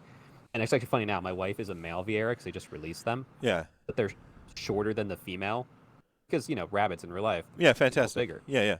So it's really funny, but like she's the smallest she can be, and I'm the tallest I can be. It's hilarious. Well, I love the thing I also like is I like a nice robust rotation. So I guess they ruined paladins after Wrath of the Lich King. I don't know. I didn't play. I beat Arthas. We got our server first, and I trained up a new tank to take my place. The old tank who I replaced as main tank, because I was just better than him. Usually the off tank's like literally the better player, but like when you're talking about like maximum threat generation and like they started making everyone have to move bosses around and stuff, like, and to be able to generate threat while moving a boss and just keeping on your rotations. So when I became like, you're talking like paladin tank at like peak Wrath of the Lich King, like when they were the best, their threat rotation was like something like 8 buttons. It was just like this insane rotation. I loved every minute of it. And Dragoon were like that in, I don't know how they are now in Realm Reborn, because you had like essentially like a flowchart rotation where like if your Impale is on, then you do this. If it's not on, then you do this. And they have like just this insane, awesome like flowchart rotation that I absolutely loved. So plus the 3 jumps in a combat, like I get. There's more jumping now. Yeah, more jumping. They honestly. They play like I love Paladin. Paladin was good. Right now the Dragoon plays more like an arms warrior, which was actually my truly favorite class. See, that's what I was in. That's what I was in Vanilla WoW. I was an arms warrior, warrior tank actually, because Shield Slam was broken, like as in didn't work correctly. Oh yeah. Up all the way through like BWL, it still didn't work. So I was a Night Elf warrior. Please don't judge me, everybody. I was playing Alliance. It was a moment of weakness. All my friends played Alliance. I played with my friends. We're gonna about to become best friends again. All right, keep going with your story. Oh yeah, no, I'm just I played a Night Elf. I was one of the pioneers of arms warrior tanking at that time. On Archimond was the realm I was on. And so I played there. I did have a horde warlock named Morbius, or Morbience. Sorry, not Morbius. It was Morbience. I had Morbience, my warlock, that I would like go to and like play like kind of by myself for a while. Rated a little bit on him with a guild, but you know I was predominantly still playing with my friends then until all my friends just like scattered to different servers to go play with their different friends, and I was just kind of like standing there, and I'm like looking around, and you know it was just by myself, and I pretty much then I played Rogue, and I kind of finished out like my vanilla career on Rogue. Um, Rogue and Warrior, like switching between the two. Paladin sucked in vanilla, so I didn't play it. But the minute Burning Crusade came out, Paladin got great, and like Yeah. So you didn't have to heal as a paladin. right, you could finally tank. To be useful. You could tank like in Hyjal. You were I mean you were really only ads tanking, but ads tanking is a shit ton of fun. So Yes. so it was fine. You know, we did that. Like, you know, I played a paladin tank there, and I played a paladin tank all the way through Wrath. I did have a shaman as well, orc shaman that I loved. Tauren shaman in BC, but I think that then they allowed you to race swap them, so I race swapped him to orc Yeah. Yep. for Wrath of the Lich King. He was torn because of battleground, not battlegrounds, arena. The race specific abilities. Yep, arena Tauren shaman, and my only job was to put. We had our disciplined priest, and then we had a like a fury warrior. My only job was to basically drop Wind Fury totem for our warrior to just blow up everybody. And then I just jumped around trying to protect the priest. So, When I got into WoW, it was near the end of vanilla, because I was still playing Dark Age Camelot, and then I played Warhammer Online: Age of Reckoning. So I finally moved over to WoW. I baited it, but I didn't play it when it went live. I was playing a Blackguard in beta. It was sweet. I was a sword master. I was on my high elf all the time, but I have to be an elf, more or less. I mean, you probably see that now. You know that it can change, but I have to. Very rarely do I want to not be an elf. That usually has to be. It's usually Final Fantasy. That has changed, or it has to be Star Wars. I want to be human. But any other time, like if it's fantasy setting, I want to be an elf. That's just me. So I was locked into Alliance because I was like, I want to be an elf. So me and my wife, we played Alliance. She had a human priest. I had a night elf warrior because I wanted to have a two-handed sword. So that was the only option I had. And then when we found local friends who were playing it, Burning Crusade came out. They're like, oh well, we play Horde. Okay, well we'll start Horde. I was like, oh sweet, I'm gonna be a Blood Elf warrior. Nope, can't be that at launch. Blood Elf Paladin. That's why I went there. So like, warrior was my favorite, but I started playing Paladin, and then I just associated with that character so much that he was always my main. Even though I kept a max level warrior whenever you could make one finally along the ride the whole time. I just never played him in like anything other than fun. Like I had like other like max level characters too. Like in vanilla, you kind of hard committed to a character because it took so long to get 60 initially. I don't think people remember that like period of WoW. Yeah, it was. So like I was kind of hard. Like my first two 60s were my warrior and my warlock, and then my next 60 was I think my rogue. Like I didn't get experience too much with the true challenge of vanilla. My wife, we made it to 35 when you could buy them out. And so we ground and we found like this crawfish repeatable quest. You got 15 silver for doing it. It took like 5 minutes to do it. And we were just grinding out to get the first mount we could. And like our guild, like a couple of the guildies we have were watching us, and like we didn't ask for anything. Like we just kept going through. And then we were all excited. Someone saw her achievement pop because I gave her the money to buy her mount, or not achievement pop. She linked it. She's like, I finally got him out, whatever. Because it's before achievements even. And then they're like, oh Chuck, which one did you get? I was like, oh well, we just earned the money for her. Then the guildie came and gave me money. Damn. After I earned the first one with her, then I got my mount. Like he gifted it, but like he waited until like we got one, because like even that was like 2 solid weeks of doing like the same 3 quests. So how I got my warrior's mount and then later epic mount to give you an idea of like how old my warrior was, because I beta tested. We're talking like druids could. You're like, yeah. We were talking like druids could like wield swords back then, and dwarves could be mages. Like fucking wow. wait like beta, and then that didn't go to live. My launch booklet still says the beta information in it that like I think it's druids could use pole arms is what it was, and dwarves could be mages. So that was still in my launch guide. It's probably laying around here somewhere. I think I still have my original vanilla keys and stuff.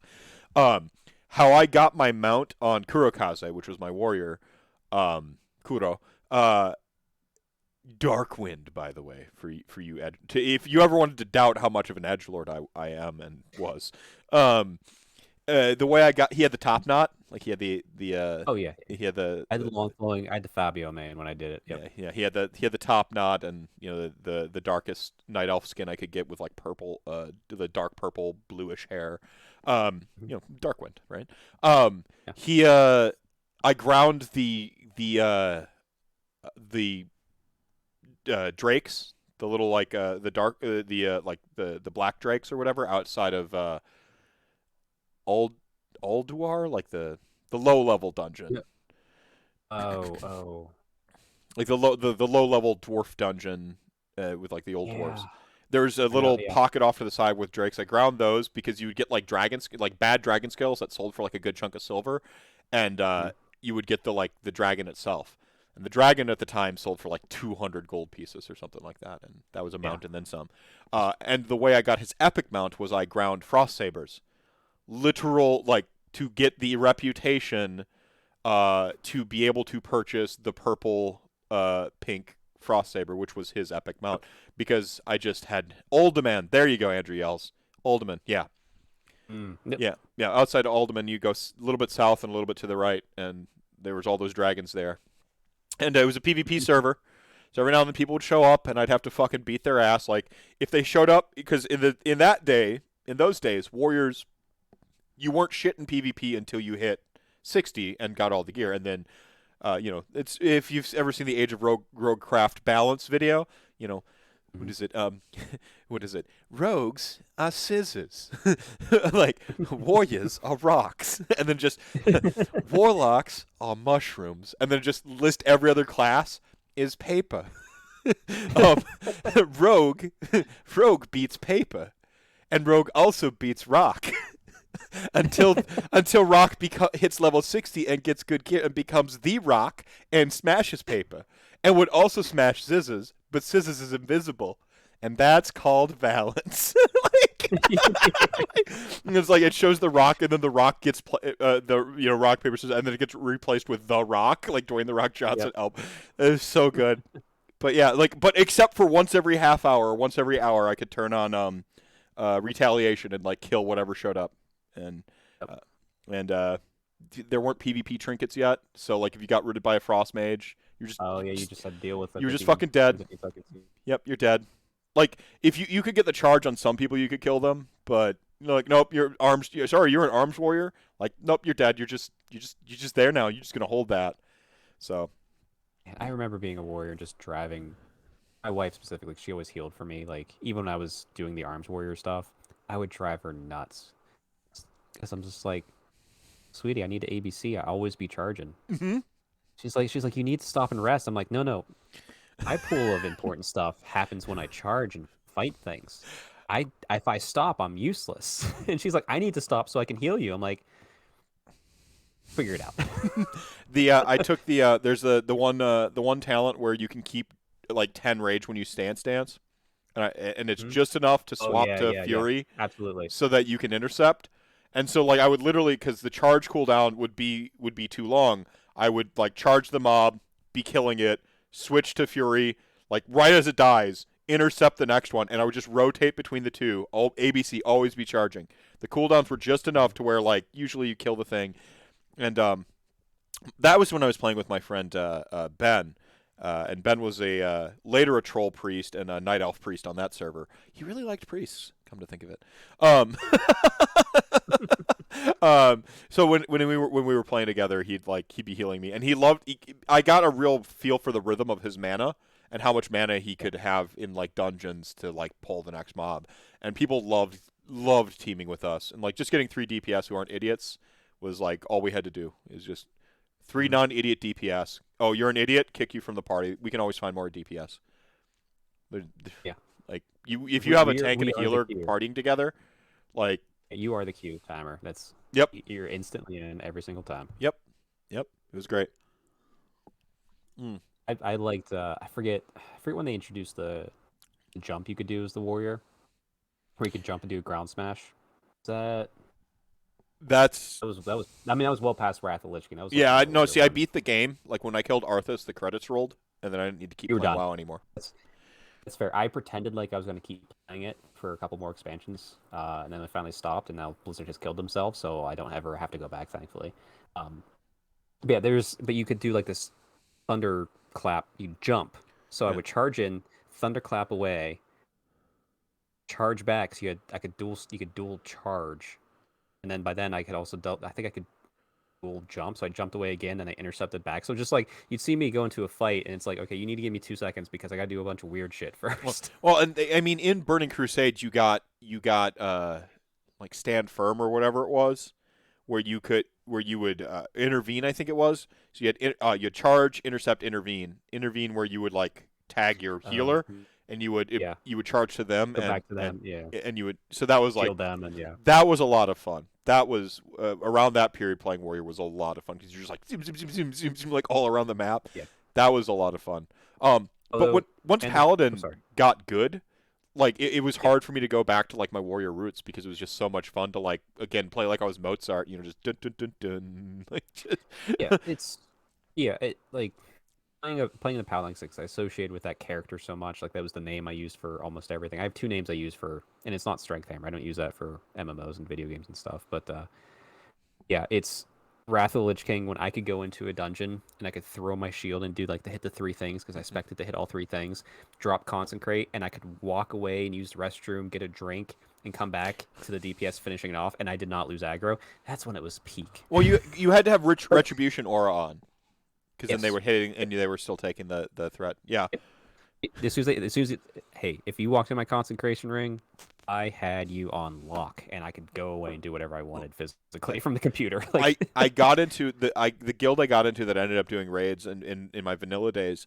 The reason I got into it is I played with one of their priests who was like one of their guild officers or whatever, and I played with them in one of the like the 55 level dungeons. I don't remember which one it was. It might have been one of the DMs, Dire Mauls. There were three wings of Dire Maul, and you had like a 55 level one, Yeah, yeah. and then like 260 level ones. No, maybe it was before that. I don't think Dire Maul was out yet. What was it? It was one of the higher end dungeons. I'm trying to remember it. Um, was it Sunken Temple, which is like more of like a 50-ish? It must have been like Sunken Temple with all the dragons and shit. Okay.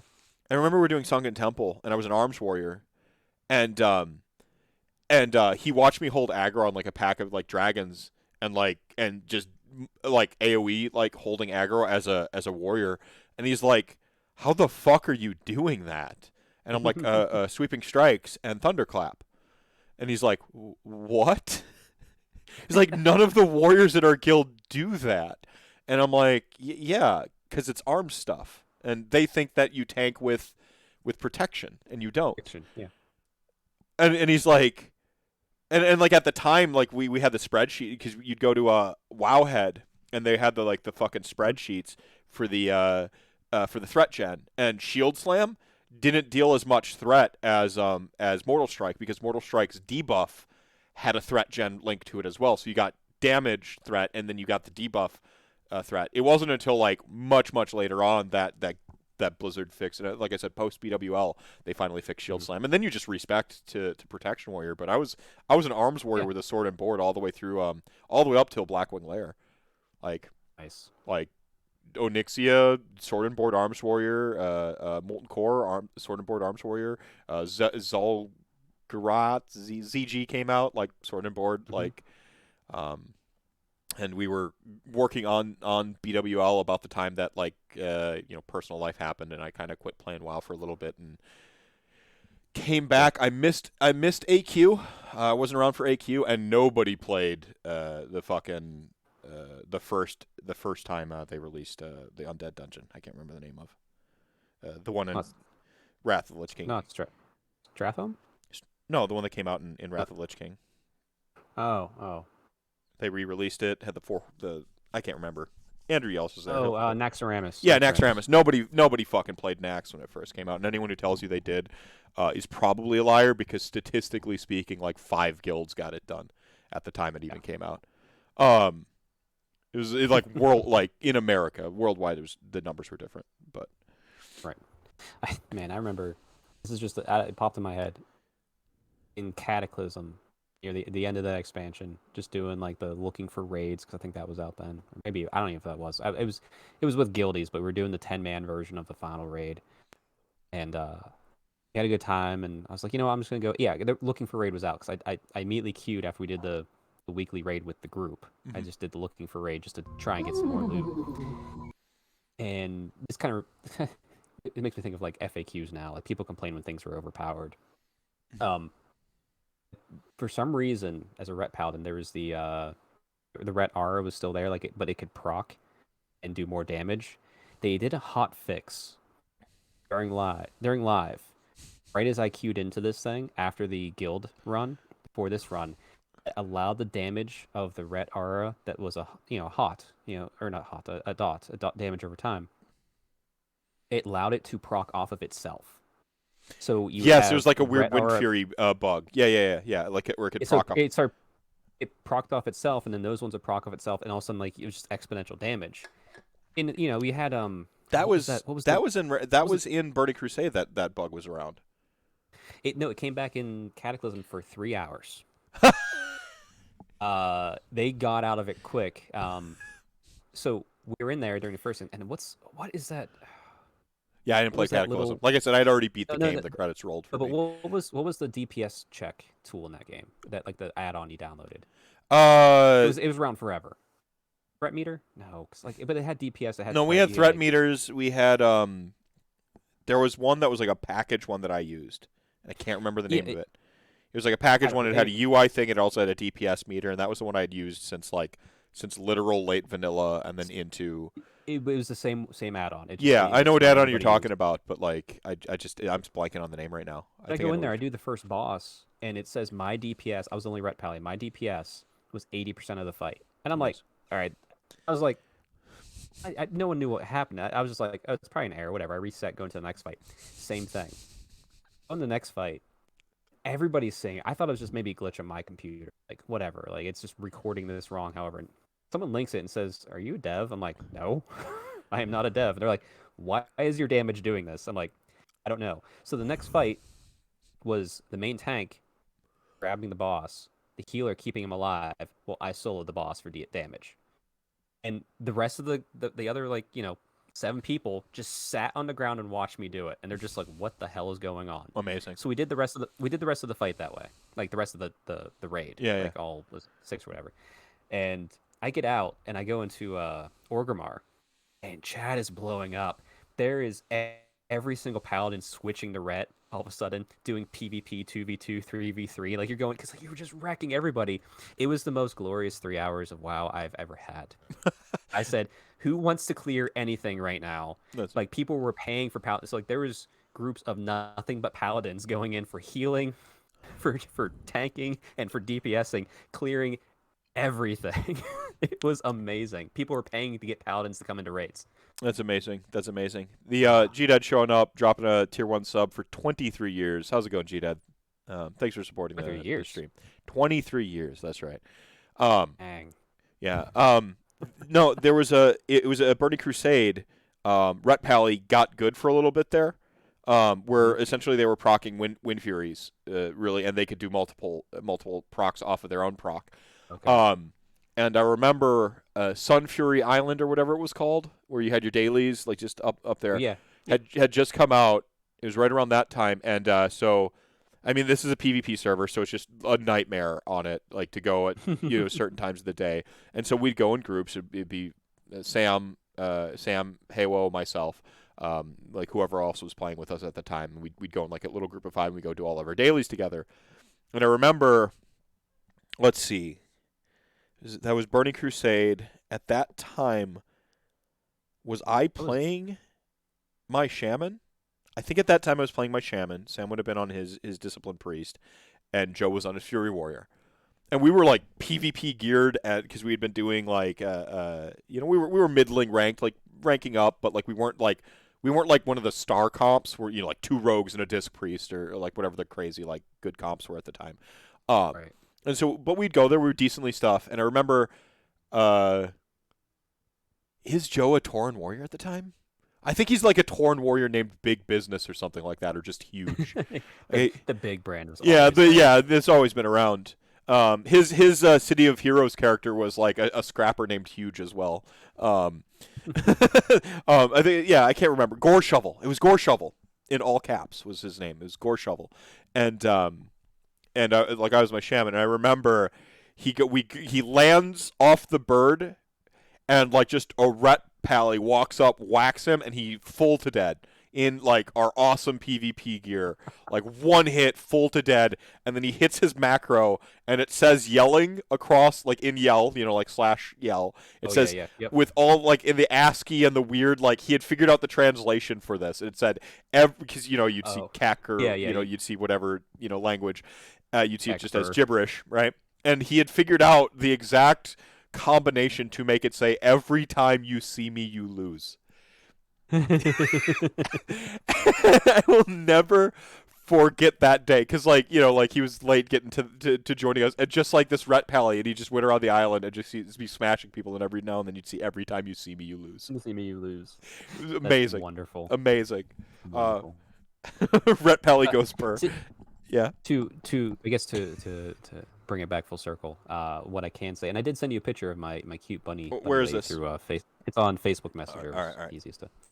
Her name is Dania Duskblade. So a little edgelordy myself. Nice. That's my female character in all MMOs and video games. My male was Odium Roseblade. I am not unique. Uh, but regardless, I will say this, and this can be a hot take for MMOs to round this out. Final Fantasy 14 is the best Final Fantasy story I have ever played. Barring where they take these Final Fantasy 7 remakes. I'll Yeah. leave it at that. No, I don't want to spoil in case someone still hasn't played that yet. I see. That's the thing, is like that I remember striking me when I played FF14 Realm Reborn, was like I was actually playing an MMO for the story for once, and like I got to the end of the game and there was no more story anymore, and it was just like, okay, go raid like Ifrit, you know, Sylph. It's and that's what my wife stayed consistent. I would play until, and then no more story. I wouldn't play until there's more story.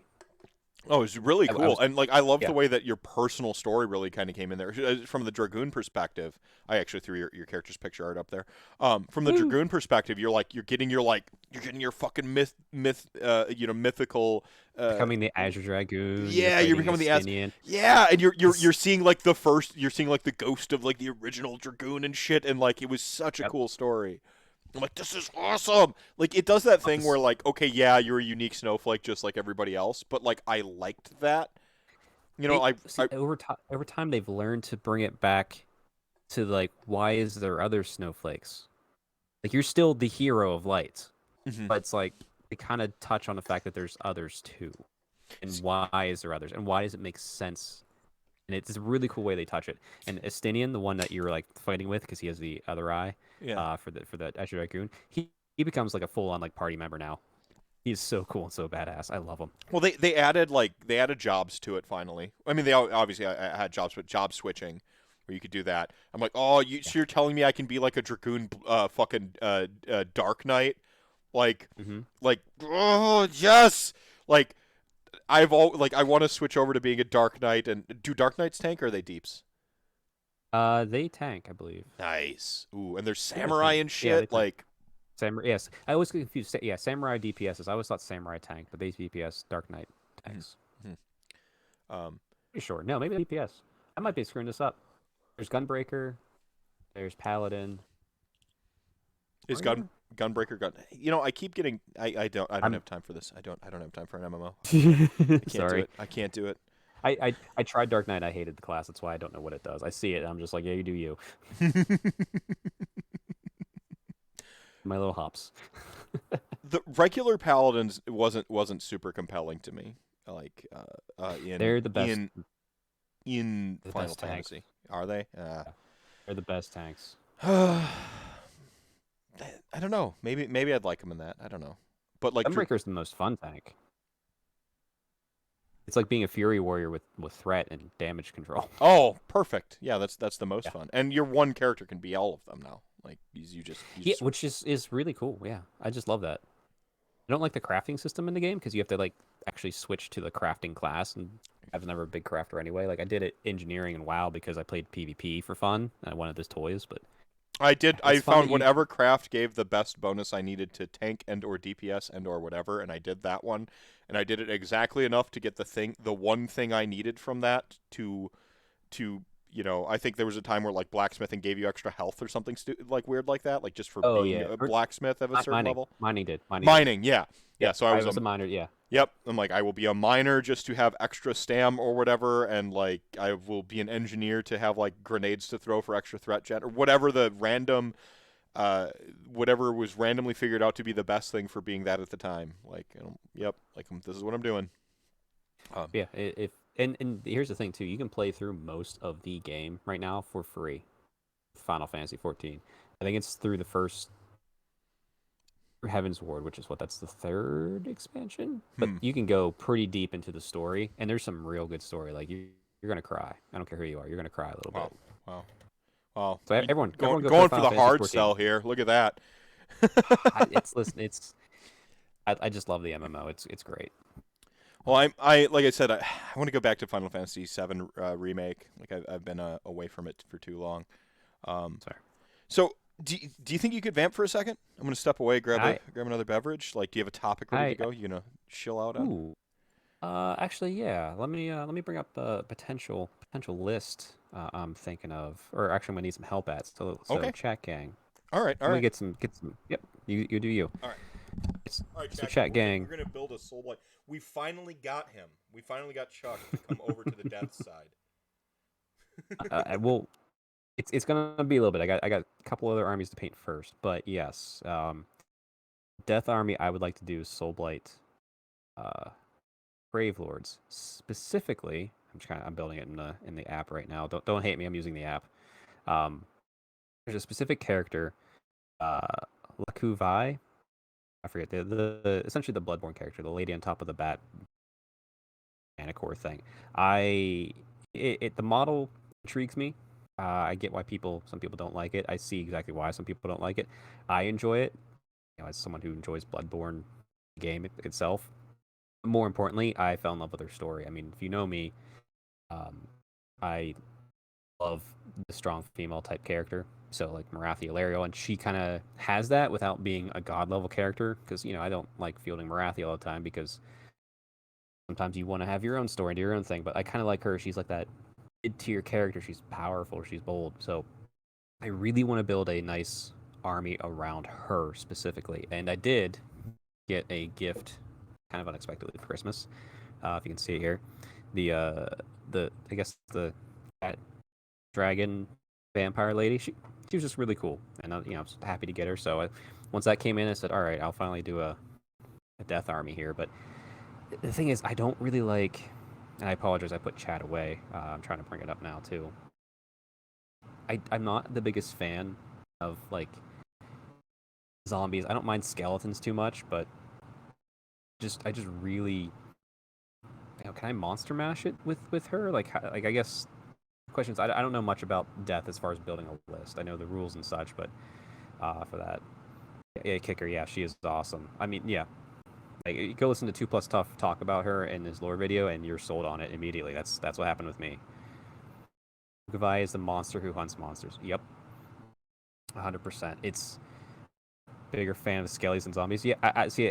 Zombies never. I got burned out in zombies. I used to play a crap ton of Left 4 Dead with my friends, and I read the oh my god, it's blanking on me. The comic book turned into a TV show. Oh my gosh, why is that leaving my head? Um. Anyway, uh, yeah, I got burned down zombies. I was tired of zombies. So like, I see a zombie now, I'm like, blah, whatever. I don't care. I don't care if they're the best thing ever. Or subfaction is the monster mash. Oh, that makes me excited. Like, I don't mind having maybe like a small group of pissing and mixing a drink. Mephisto, man of many talents. I don't mind having like maybe a small unit of Graveguard to go with my little foot vampire I have here, like maybe like 10 to 20. Like that's fine. But if I can monster mash this is great. So the fear of dropping my phone, any one of kinds of these liquids will hand. Well, the alcohol, that's fine. You just be cleaning it as long as you pull it out quick enough. I mean, the other one, Walking Dead. Thank you, RT Gamer. I don't know. Like this, I was so burned out in like the TV show. I'd never even gave a shit about. I'd read the comic and I was like, nah, I'm done. I'm done, bro. I'm done with zombies. Moving on. Um, Same time as Untitled. Yes, Meth has 2 kids. His pull-out game isn't that strong. Ooh. There's some shots fired. Actually, let me turn off the video. I don't need to see myself. Let's just get chat only here. Bring a White King to make the Graveguard battle line. I don't mind the White King. That's a pretty cool model. There's one on out too, right? Graveguard shed almost everything in the game. Okay, so I like where this is going. So if I get a White King, does the White King have to be general? I assume so to make Graveguard battle line. Yeah, shouldn't have shut down my tablet. Let's see here. White King on Skeletal Steed. Ooh, could I do Blood Knights? Blood Knights. How do I make Blood Knights battle line? Can I make Blood Knights battle line? Just ask your mom. Nice, Meph. Nice. One on foot and on horse. Okay, so I can use both of those to make Graveguard battle line. But yeah, how do I make Blood Knights battle line, chat? Can I? It's a zombie dragon. White King General. Let's put White King on Skeletal Steed. Make him general. Let's see what that pops up here. Scroll down. Graveguard. Okay, that makes Graveguard battle line. Okay, either one of those. Open it back up. Blood Knights are only Castilius. Oh, okay, so Dynasty. Okay, so I want to stick with the Dynasty that Luca Vi's in for sure. So let's stick with her. Throw in the, I guess, Vampire Lord. That's what the model I have is. Let's see. Whoops, I closed this. What can I add now? I mean, Zombie Dragons, Terrorgeist battle line. That's not bad. Walker. Let's add. Do wolves. Well, Although, is there a artifact I can give to the Vampire Lord on foot to make her move faster? So essentially, I can have her keep if she's on foot, but she can still keep up with like if I take Blood Knights and Zombie Dragons and stuff. Yeah, so Luca Vangorian Lord okay. yeah, so you're wanting to stay away from zombies specifically, but you're okay with skeletons, kinda. I mean, if I need to, but like, is there a way that I can make the Vampire Lord on foot? Actually, do I? Okay, I guess I'm getting too far away. I don't necessarily need to have this lady be on herself on foot. I could put her next to like a zombie dragon. She could be the rider, right? Correct? Yeah, so actually, I can show you real quick. I don't know how much you've been following my hobby rampage this last few months. So I've got a creature caster zombie dragon I've been saving for fuck ever to finally use. But then we've got Anasta. Nice. That is going to ride in the Howdah with like the point. Mm-hmm. So this will be my my Vlasta. I will be bringing, of course, because some events you got to bring all I'll be bringing my here's a wing from my official zombie dragon. So I'll be bringing that just in case, but I'm using Anasta in like this like Howdah. And you can actually set up like a Howdah on like a regular zombie dragon. They actually have this like low profile, like they're leaning down. They take that saddle, like the position on it. They take a more of a standy Howdah thing pretty easily if you want to do that with Anasta.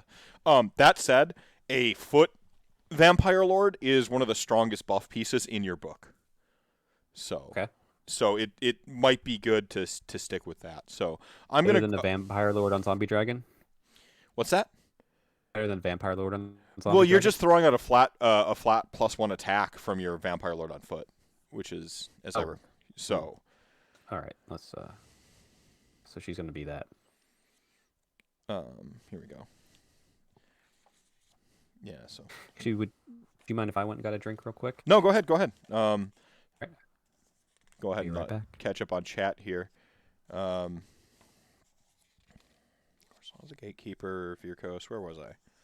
Yeah, so Vampire Lord on Zombie Dragon. They have a good spell. They have an okay spell. But it is the Vampire Lord on foot. Crimson Feast. You can use this command ability in the combat phase. If you do so, pick one friendly Soulblight Gravelords summonable unit, wholly from 12 of this model. Add one to the attack's characteristic of that unit's melee weapons until your next hero phase. Like, that's just like fucking pure gasoline. So like Vampire Lord on foot it's not an auto include because whether you're on the summonable, game plan or not. Yeah, I mean the Vamp Lord takes pinions to keep up with whatever you're throwing around. Mm.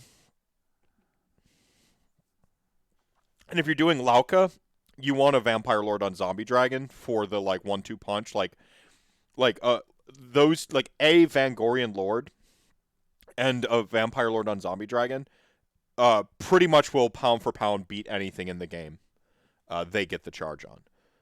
I mean they're very strong together. Really good complements in terms of the power they bring to the table.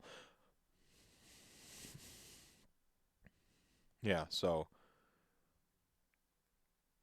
Yeah. Yeah.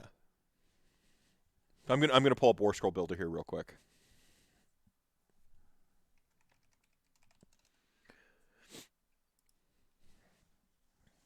So, speaking of getting excited for something and then just throwing money at it, the best cover art in the game. You're muted right now, my friend. But best cover art in the game. If you ask me. I top 3. Top 3. All right, I'll allow it. Top 3. I'll allow your subjectivity to be wrong. So you're pretty dead set on being Evengarai, even though you're not like locked. Like you can take an Evengarai model in. Okay, so you're set on being Evengarai. All right. It's. I mean, I'm at the point like this army. If I want to do it, I want it to be the themed army that I imagine. Okay. I want it to be the lore army essentially. I don't really think I have that actually for anything in Age of Sigmar. Everything's kind of like my own unique thing. Mm-hmm. So this would be this is what it is. Oh, I like that. To the lore, like a lore specific army. I guess that's still Mania. If you ever seen that going around on Twitter, like that old White Dwarf thing where it's make a list never changes. It's based upon the lore. Just have fun with it. Win or loss, don't worry about it. So an army like that essentially. Okay. All right. So we got Death, Select Allegiance, Soulblight Gravelords, Lineage, Evengarai, Dynasty. And I guess probably tomorrow, if my FLGS is, I'm gonna go out and buy the book, just so I can start looking at it and get the rules in my head. Laukovai is a lock. We for certain are taking Laukovai, right? She's a lock. Not an Evangori Lord that you say is so. All right, we're locking in on. Yeah, I want her. I love her story. Okay. Vampire. I guess Vampire Lord because I have a Nasta. Now I don't mind if I use her as my Dragon Rider if that's more fitting for the lore. So Vlazda plus plus either Laukovai or the standard Vangorian Lord actually do a really good 1-2 punch with each other for like buffing each other. So if you want like a turbo hammer, a Vlazda next to like a Vangori Lord is really strong. But otherwise, like a Vampire Lord on foot for bringing buffs to your summonable stuff. So if you're going to try to win with Graveguard or wolves or bats or like whatever your game plan, well, you're not going to try to win with bats, but if you're going to try to win with like with skeletons or Graveguard, you might want a Vampire Lord, but like who knows what the points look like right now. I'm just going to put the Vampire Lord on foot in because you have an Asta, so I'm just going to put it on this list anyway. And I mean, it kind of comes down to it's like I kind of want to.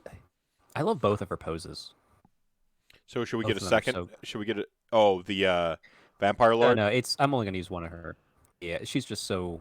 I love both. I love the pointing. I love the dragon. I'm probably gonna go dragon because I have a cat. But I went with the point for the one that's in the Howdah because I like the like mm-hmm. fly me over there. I want to hit it with my sword like vibe. Yeah, You know, like yeah.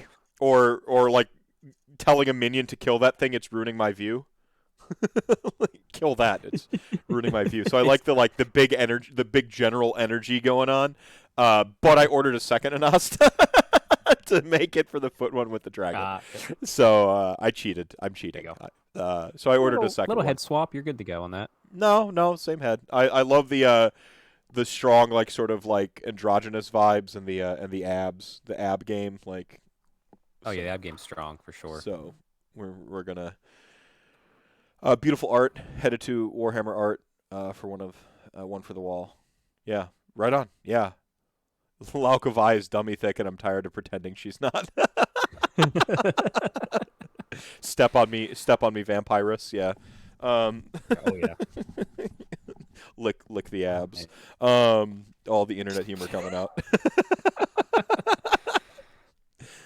Let's see. All right, so I'm assuming this is Laukavai. Is she like the general as well as?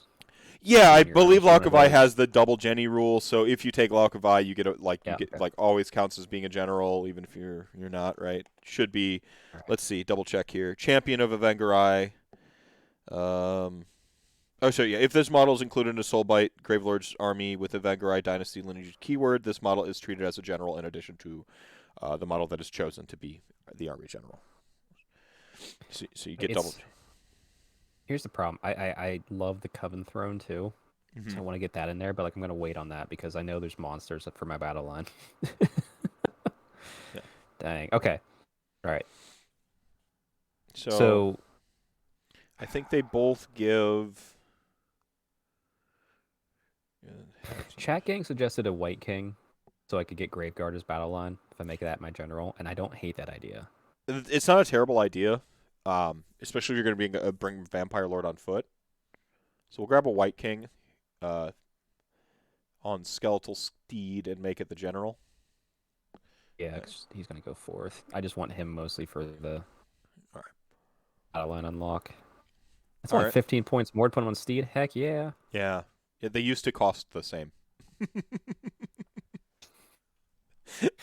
In LON, it was no cost. You just pretty either funny. Put it on a Steed for free or you didn't. So, all right. I assume at least 20 Graveguard. Like 10 is not going to do 20. 20 is what slaps. Yeah, and you're going to stash 20 in a grave site, and and pull it out like depending on where like the turns are going. You know, if you're anticipating the double versus going for the double, you're going to gauge when to pull them out. It's just one of those things. So boom, we'll bump it up to 20, and you're going to give them Great Blades. Great Blades, okay. So there's no beyond contestation. Like they get Great Blades. Let me double check something here. When enemy until your next hero phase, hit rolls or attacks made with melee weapons by friendly. So like Gravelords monsters.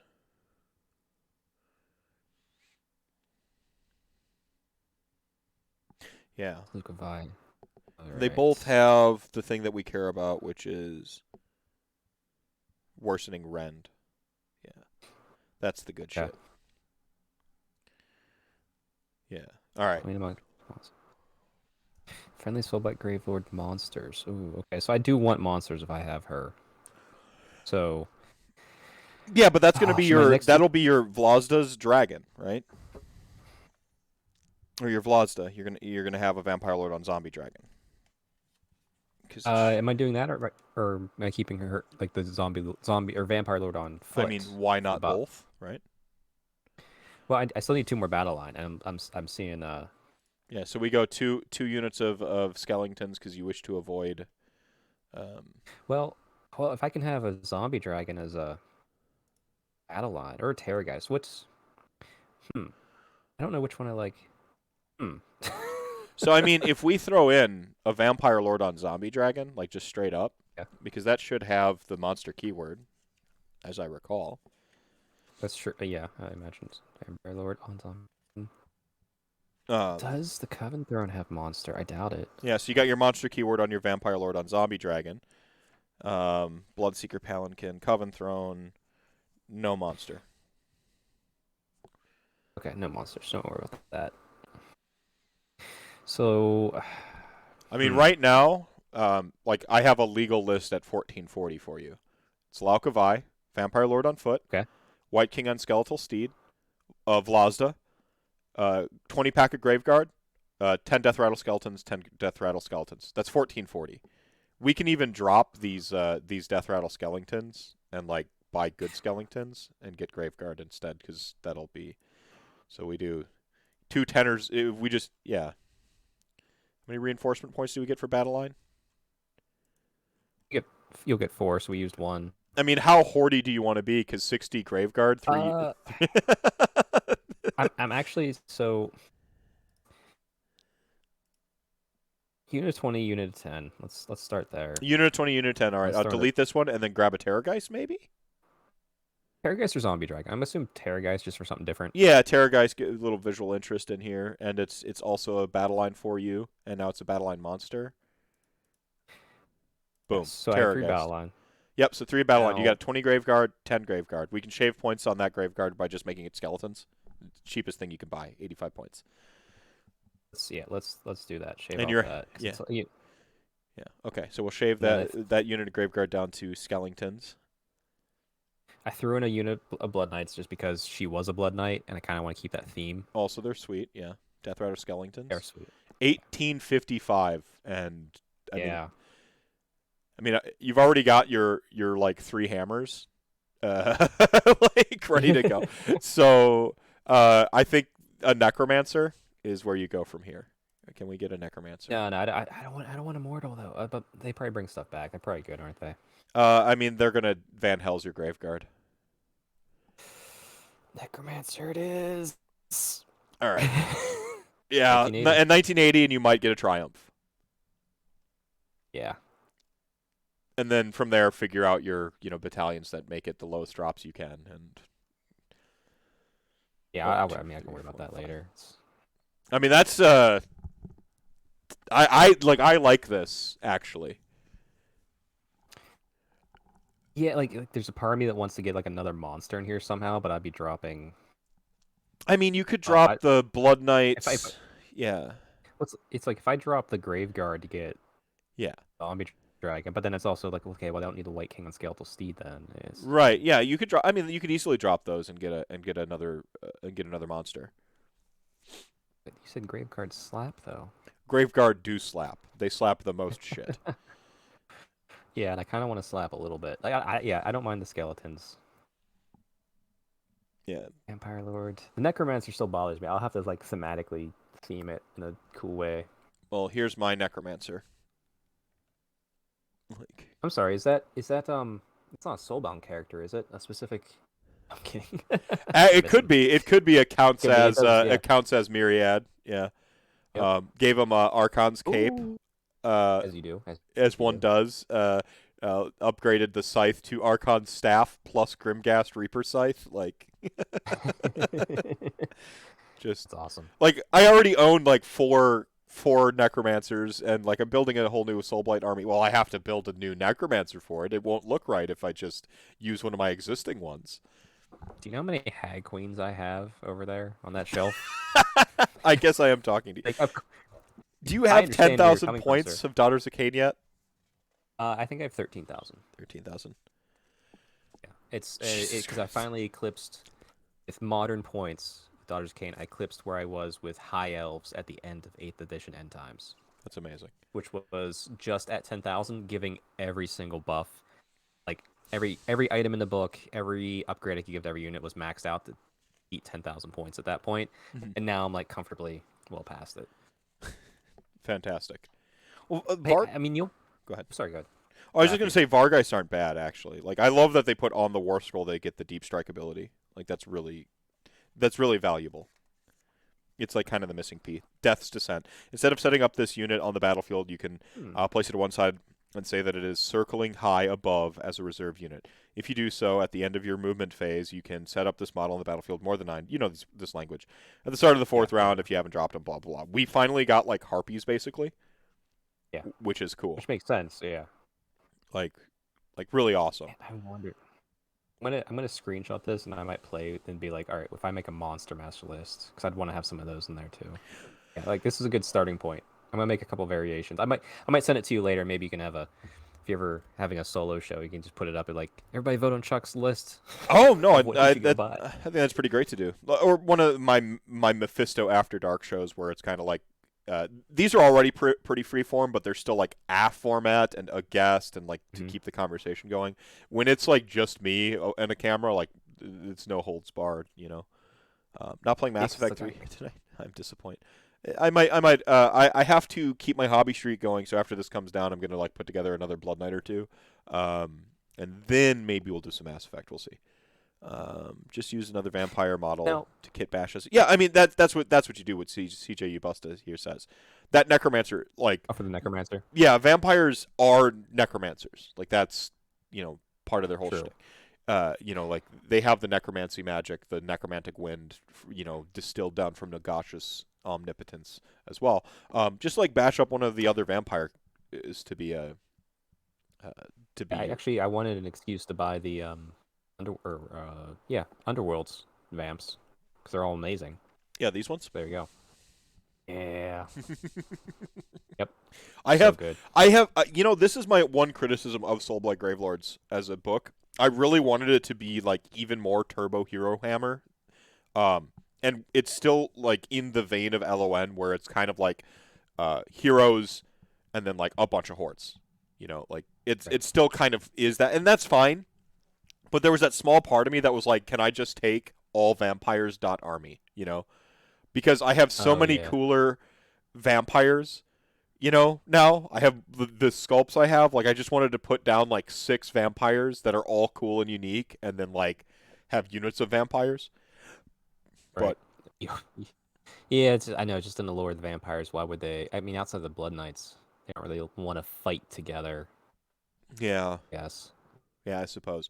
Blood Knights on foot would be huge. Yeah, Blood Knights on foot, or even like the Bloodborne. Like, just make these, these like little Bloodborns, like just a little bit more viable, valuable. Like, releasing these as their own box set separately would have gone a huge way. Saying that hey, you can field like 3 units of 3 of these as your battle line or something. Yeah, I mean that's the thing. Like, if I look at just the general battle line, like. Like I said, I'm so burnt out in zombies. I'm okay with skeletons. It's just like if there was a unit of like 5 vampires on foot, they were just knights. Yep. I would be boom, boom, boom. Here's 3 battle line set. Maybe reinforce and maybe don't. Yeah, their war scrolls could practically be as far as could practically be blank, and I would buy them just to have the all vampire army. Like. What's their rules? They move 1 inch. They have 1 wound. They have a 6-up save, and they count as battle line. How many points they cost? 200? All right, cool. Yeah, they drink blood, I guess, because they're vampires, and we gotta be on point with the themes, with the rules. All right. Sure. Yeah, it's like that's the thing with like, I guess death. Like, I never had a character I really liked in Death, ever. Etc. memes were funny, and Tomb Kings were cool. I'm not gonna deny that in any way, shape, or form, but.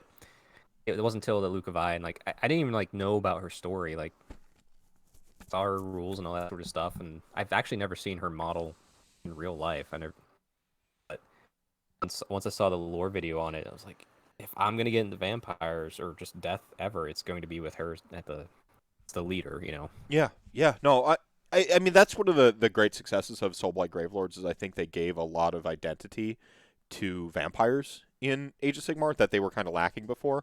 Like we know it was basically the Manfred show with a little bit of the Blood Dragons, Blood Knights, Aberash and stuff.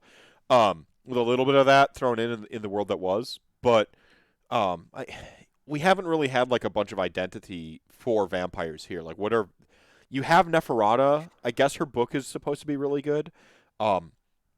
But she's not really like doing stuff in the world, like and Like, I don't know. Yeah, the struggle with death. I mean, you have Nagash, he's the Supreme Lord of Undeath. Great, sure, he's doing his thing. Hmm. But you had Manfred, but you didn't have um, Vlad Who was to the counter coolest? him. Yeah. He was the coolest, and he had one of the best stories in Warhammer.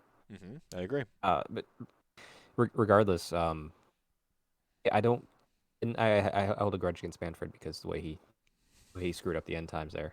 It all worked out for the best because Age of Sigmar is better, but like Manfred on his own, Neferata and Archon aren't pushing him. Archon just getting punked by Eltharion. Neferata tries to be cool, but She's doing they're her just own not. thing, kind of, and like it's not really engaging. It's just she's cool. Don't get me wrong. Like she Yeah, topples she was empires, cool. like politically speaking, and like that's really cool. But that doesn't do a lot for the table.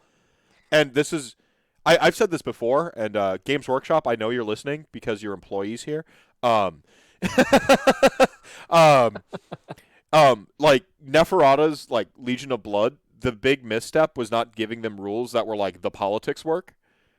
Like her she should have had like a rule in there that battle whether it's an artifact or a like one of their generic army rules or a trait or if she got a unique Legion of Blood vampire named character where literally it's like you got politicsed and it's something in the vein of like what If Be'lakor if does. this model within if this model's within 12 inches of your general, and he uses a command point, you fail to use a command point, Neferata immediately gains it. Yeah, like just like or like pointing at a model on the table and just being like you betray your your allies or just doing something like that or being like I've got dirt on this Yeah. this unit so this unit doesn't act in the first battle round. Like just things like Yeah, yeah, yeah. something that shows that like her whole thing is like the queen of court, the bloody court, right? Like she Information.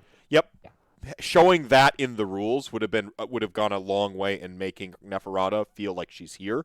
Instead, it's like here's another vampire thing. Like I guess you get Vargeist's battle line, which is cool.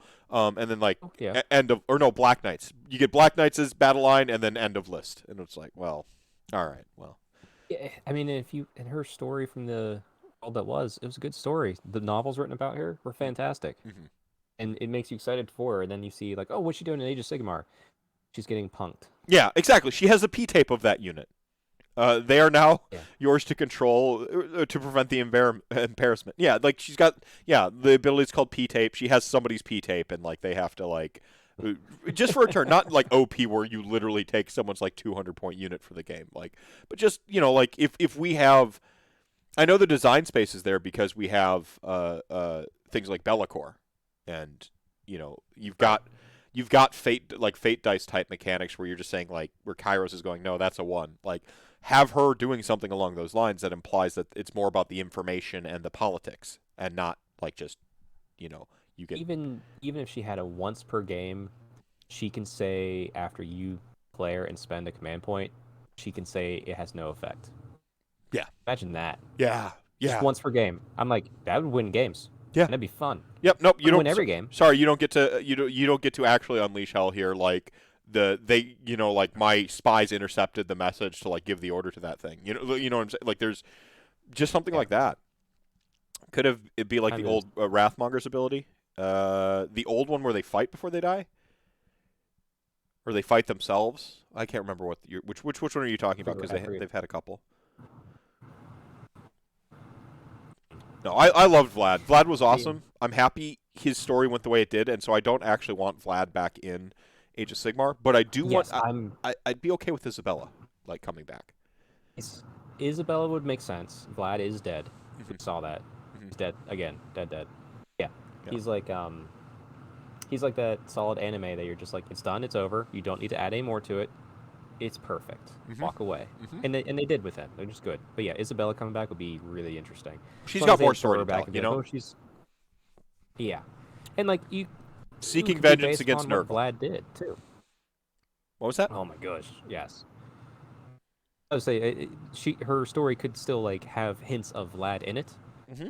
Like she could do the whole thing where she's like she misses him or something, and yeah, kind of like what they do with Gotrek, where like he kind of sees the spirits of some of his old friends here and there when he's Yeah. in the realm of death. Like maybe she occasionally talks to Vlad's spirit briefly on the wind, and Nagash sucks it back. You know, like that. Yeah. Then Nagash can still control it because obviously she's dead. So Right. Right. Yeah. yeah, Hey, there's a story to tell with that. hey, Micah, how's it going? Yeah, exactly. There's a story there. I think you could still tell that wouldn't undermine the like sort of love story and sacrifice of Vlad, where he. I mean, his story kind of perfectly brackets. You know, like where like at the beginning of it, where he just super vindictive towards the Empire, and then at the end he kind of like does the self-sacrifice route, gives the ring to Isabella, like and like actually Well, not sort of only like that, shows up. Yeah, go ahead. he brought Sylvania back to the Empire. Hmm. He was an official elector count at the end, as he was rightfully supposed to be the whole time. Yep. Yeah, exactly. Yeah, it's like really cool. Like just really cool shit. Hot take: Bellacor's ability is bad for the game. Have Neff give animosity to a unit for CP. Anytime the unit wants to do something, it takes mortal wounds. It's quick for the game and gets the point across that she's a sneaky people everywhere. That's fine. Yeah, okay. I'd be fine. Like I said, it doesn't have to be exactly Bellacor's ability. I'm just saying like the design space is there something that's an ability that affects the game state without actually having to just damage or kill a unit. Yeah, that's where I'm at. Like just, I think that the player base is maturing enough to be kind of okay with CP stealing too. Now that, especially since you get a lot of CPs more than you did before, like it's not just your one precious CP. Yeah. So I could see her taking a command point or stopping a command ability from happening, especially if she has to stick her neck out to do it. Like she's got to be like within 3 inches of something. Like, Oh yeah. like or whatever, Well, 6 inches. yeah. Yeah. I mean, she's gonna get into combat anyway. Like she's still a monster. She's a beast. Good attack profile. She is squishy though. Like, but Unless you don't have any mortal wounds outputting. She's got that. What's the spell off? Or yeah, I forget what it is. Neil, friend and co-host. Like every time we play, he kills off my snakes before I kill Neferata. I lose every time because he buffs it up. So it's like if you're not doing mortal wounds to me, I'm saving everything on a 2-up rerollable or whatever. I forget how he works it out, but yeah, I mean you're gonna shield and you're gonna give people a penalty to hit, and like she can be sticky unless you have those you said, those mortal wounds. So yeah.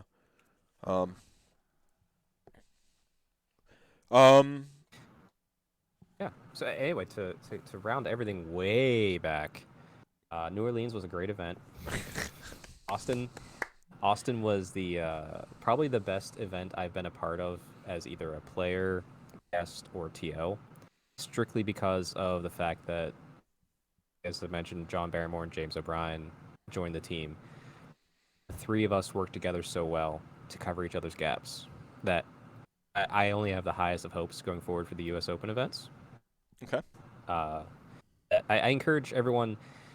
We are working to update all the terrain. I don't know, wonder if it's going to happen. Like I said, a lot of back end stuff has to happen, but we are looking to improve the Age of Sigmar tables, get a little bit more.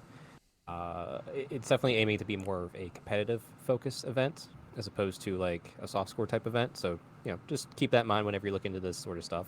But I have nothing but excitement for the three of us running these events going forward. And the Dallas finals were fun. It was a unique experience. There were some lessons learned. I think it's going to change, obviously, into next year. Something bigger, something better.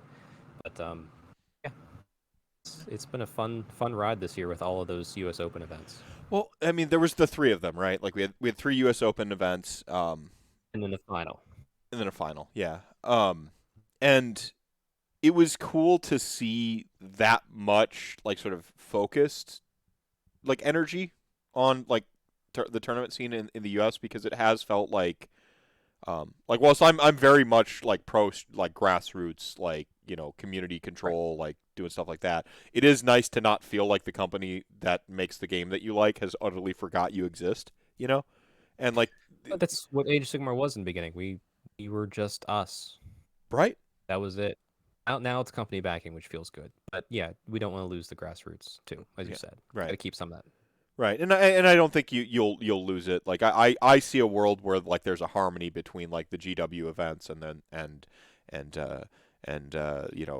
Domus's event and Adepticon not becoming fully a GW affair, and like things like that, where it's like it's still the community still has that control, but like like almost like an ambassadorial like Games Workshop kind of like coming over and be like, here's some events too. Like that's I foresee a harmony. I foresee a world where we have both, and you know what I'm saying. Like maybe I'm crazy thinking that like we can enjoy all kinds of Cats and stuff. dogs together. Yeah, like this guy's crazy. He thinks that you can like enjoy things in a bunch of different ways. What a monster! But I guess to confirm and alleviate any potential fears, Games Workshop is making sure and talking and kind of understanding different events to make sure that they don't overlap where they can't, where they can help it essentially. mm-hmm. If there's going to be an overlap where, hey, this GW's open event is going to happen within like a week or two, or even on the same weekend as another larger event, like a regional event. Obviously, it's not going to happen at the same time as Adepticon, Nova, LVO. Those are the big three. Mm-hmm. Like, those are just kind of like they'll have their dates are always set, so it's never going to happen around that. But if it happens around the same time as like NashCon or let's pick a big 40K. I mean, Midwest Meltdown was approaching our largest event imaginable. Like it was going to be the biggest U.S. event this last time, and I could see it being back there because we're all ready. As soon as Domus says the word, every one of us is just going to like hand him fistfuls of money and be like, yes. But I was signed up for the last one too, and I will sign up for the next one because I want to go to Domus's event. Yeah, but a lot of regardless, fun. A lot of fun. Go on. Yeah. There's a lot of questions like, oh, okay, well, hey, this event's happening here around the same time we're doing our event. Let's make sure the GW event isn't near that. Let's make sure it's maybe on the opposite side of the country. Yeah. Like they're trying to make sure they don't want to accidentally step on the toes of any other event that's out there. So they are being conscious to not accidentally take over anything. Well, and they're not going to take over like an Adepticon or a Nova or an LVO. They're going to be there and represented, but they're not going to be as well. Yeah, no, I like that. Like, I think that's good, and that's the thing that comes back to like the ambassadorial like thing in my mind. Like, it doesn't do them well to stifle another event. That's right. Potential the demographic, the market share. You're like taking away people who are interested in buying. Like, it's better for them to have more events that people can go to more like easily, and not have to choose between two different events, but actually be in the position to go, I'm going to go to both. Because if people go to both, then their like interest and engagement for the thing stays higher. The vendors at there, like I know they might not be buying from Games Workshop directly at like say like an Adepticon per se, but they're buying from a vendor who sells Games Workshop product, which means Games Workshop's moving more product. It's in their better business interest to do this. And like I'm not the capitalist, mind you. I'm the crazy one here. I just like it's their system and I understand it. So like sometimes you got to be like, no, they want to make money, guys. Like this is. I understand supporting the current events is more beneficial to them than trying to just take it over and sell it themselves. Like why do extra work whenever you're making money? Yeah, you're just printing money for free for you right now, right? Like somebody else is putting in their labor cost and they're not. Like, yeah, maybe throw some hammers at them to give away, like just to support it. But yeah. Oh no, the hammers are gone now. Does it right? Like they're not doing the hammers anymore. No. Oh, we gave out the hammers at the U.S. Open. There was the two special plaques that were like forged metal, but then the runner-ups and best painted and all that they got the hammer or the chainsword, whatever. 40K. Yeah. So Brendan's dream is still alive of one day getting a hammer. Right. If he wants to come to the U.S. Open, he could win it from being best painted, runner-up, best painted. Second runner-up, best overall, and second runner-up of best general. So don't win the event. Come in second. Yeah. No, sorry. You're right, Joe. I am the capital. It is true. I am now an NFL owner. I don't see. It's been a while since we've talked, Chuck. I now own an NFL team. Everybody. So I am going to start changing everything. All my leftism and all my dirty socialism I talk about sometimes. Now that I've got skin in the game, now that I am actually and officially a capitalist, changing my tune immediately. It was all for clout chasing to begin with. I never really believed it. But now that I am winning at the game of capitalism, I am fully on board with it. I stand. I thought I was going to heel turn first. Oh, boy. It was you. It was me all. The best heel turns, though, right? Like, out of nowhere. Out of nowhere. Yeah, yeah, It's a good call out yeah. there. No, you are the chosen one. Like, you were supposed to Oh, bring balance to the capitalism, not join it. not join it, but money though. So I guess too the true main topic, uh, 3 hours 10 minutes in. Um, I don't like New Year's resolutions. Okay, I yeah. don't. So this is why I actually asked you on. So Yeah. this is the real reason you tuned in. So tell me, you don't like New Year's resolutions. This is why this is the whole booking for this episode is like we didn't know what we were gonna do. We're just gonna come in and do this. So yeah, go on. So it's not that New Year's resolutions are harmful or anything. It's just they're not used properly. They're not a good way of goal setting because the way that they are pushed this time of year, you go on any social media, like you'll see all the people like, hell, even New Year, New Army, like even that, I'm just like, fuck off. like Let's just do you. You don't need a new year to start improving yourself or doing a dream project or anything. And even you, I saw you post a meme. Your New Year's resolution doesn't have to be for good. It can be for evil. Like, you can be evil anytime you want. yeah. You don't have to wait for a new year. And What, that's where I say don't. Oh, sorry, go please. no, one of my favorite memes I've seen in the recent is like, why is everyone always like posting like New Year's resolutions for good? You can post them for evil too, like world domination. Like I want to take over the world. Why do I never see the like heal New Year's resolutions? I'm just I am impressed with you. Didn't wait for New Year's to be like, I'm gonna become the capitalist pig that you all knew I was. you all knew I Like, was the whole you did time. it. It was a lie. It was a work the whole time. Like every leftist out there, we're all lying to you at all times. We don't actually believe anything. We're just it's just we need the clout and the clicks and the likes, and it's trendy to be a lefty. With all the success and love we truly get over here on the left, it's just it's all a work. But yeah, I think that their existence and how they're how they're touted and pushed around this time of year is negative on people actually having goals and achieving them. Oh no, what's chat saying? Meph is slowly getting there. He's an NFL owner. I'm waiting for him to start stroking a cat in his lap. He's probably building a secret lair somewhere as we speak. What do you think this is? Like, of course I'm building a secret lair. The first thing I hung on It's my secret. hung on my walls in like since we bought this house, my certificate of NFL ownership. Um, Good. That's good. yeah, 100 resolutions but no solutions. Yeah. Yeah, and there's a. I've heard this anecdotally, so I can't say it's a study or anything, but it does seem to be the case that, hey, I come out my New Year's resolution. I want to lose 10 pounds. Okay, and I start telling people, what's your New Year's resolution? I want to lose 10 pounds. They're like, hey, good for you. It's like not enough positive feedback by telling someone what your resolution is and them encouraging you, most people to get the fulfillment of actually achieving it. So Mm. therefore they stop. They don't even begin. They just want the positive feedback of knowing that they're going to improve themselves and then don't actually follow through because the fulfillment was just positive reinforcement, essentially. Hmm. Well, like I can't I don't know if it's a study, but I've heard that anecdotally and it does seem to be true. Maybe that was a bad example of it too, but like there's a lot of stuff like that where you're just told, "Hey, good job. Yeah, you should go do that." And then you don't you've because you already just want to but be you've already fulfilled. got the validation because someone said, "Hey, good job for having the resolution." Is that what you're saying? Like it's Yes. You that much clearer than yeah. like the validation that like so like culturally speaking we're sort of set up to when like someone's like it's the holiday, like it's literally the holiday, like I resolve too, and like you say what your resolution is in kind of this first month, and then people go yeah, and then it just there you got the validation from like having the resolution, not actually succeeding or doing it per se. Right. And And this isn't you need to have goals.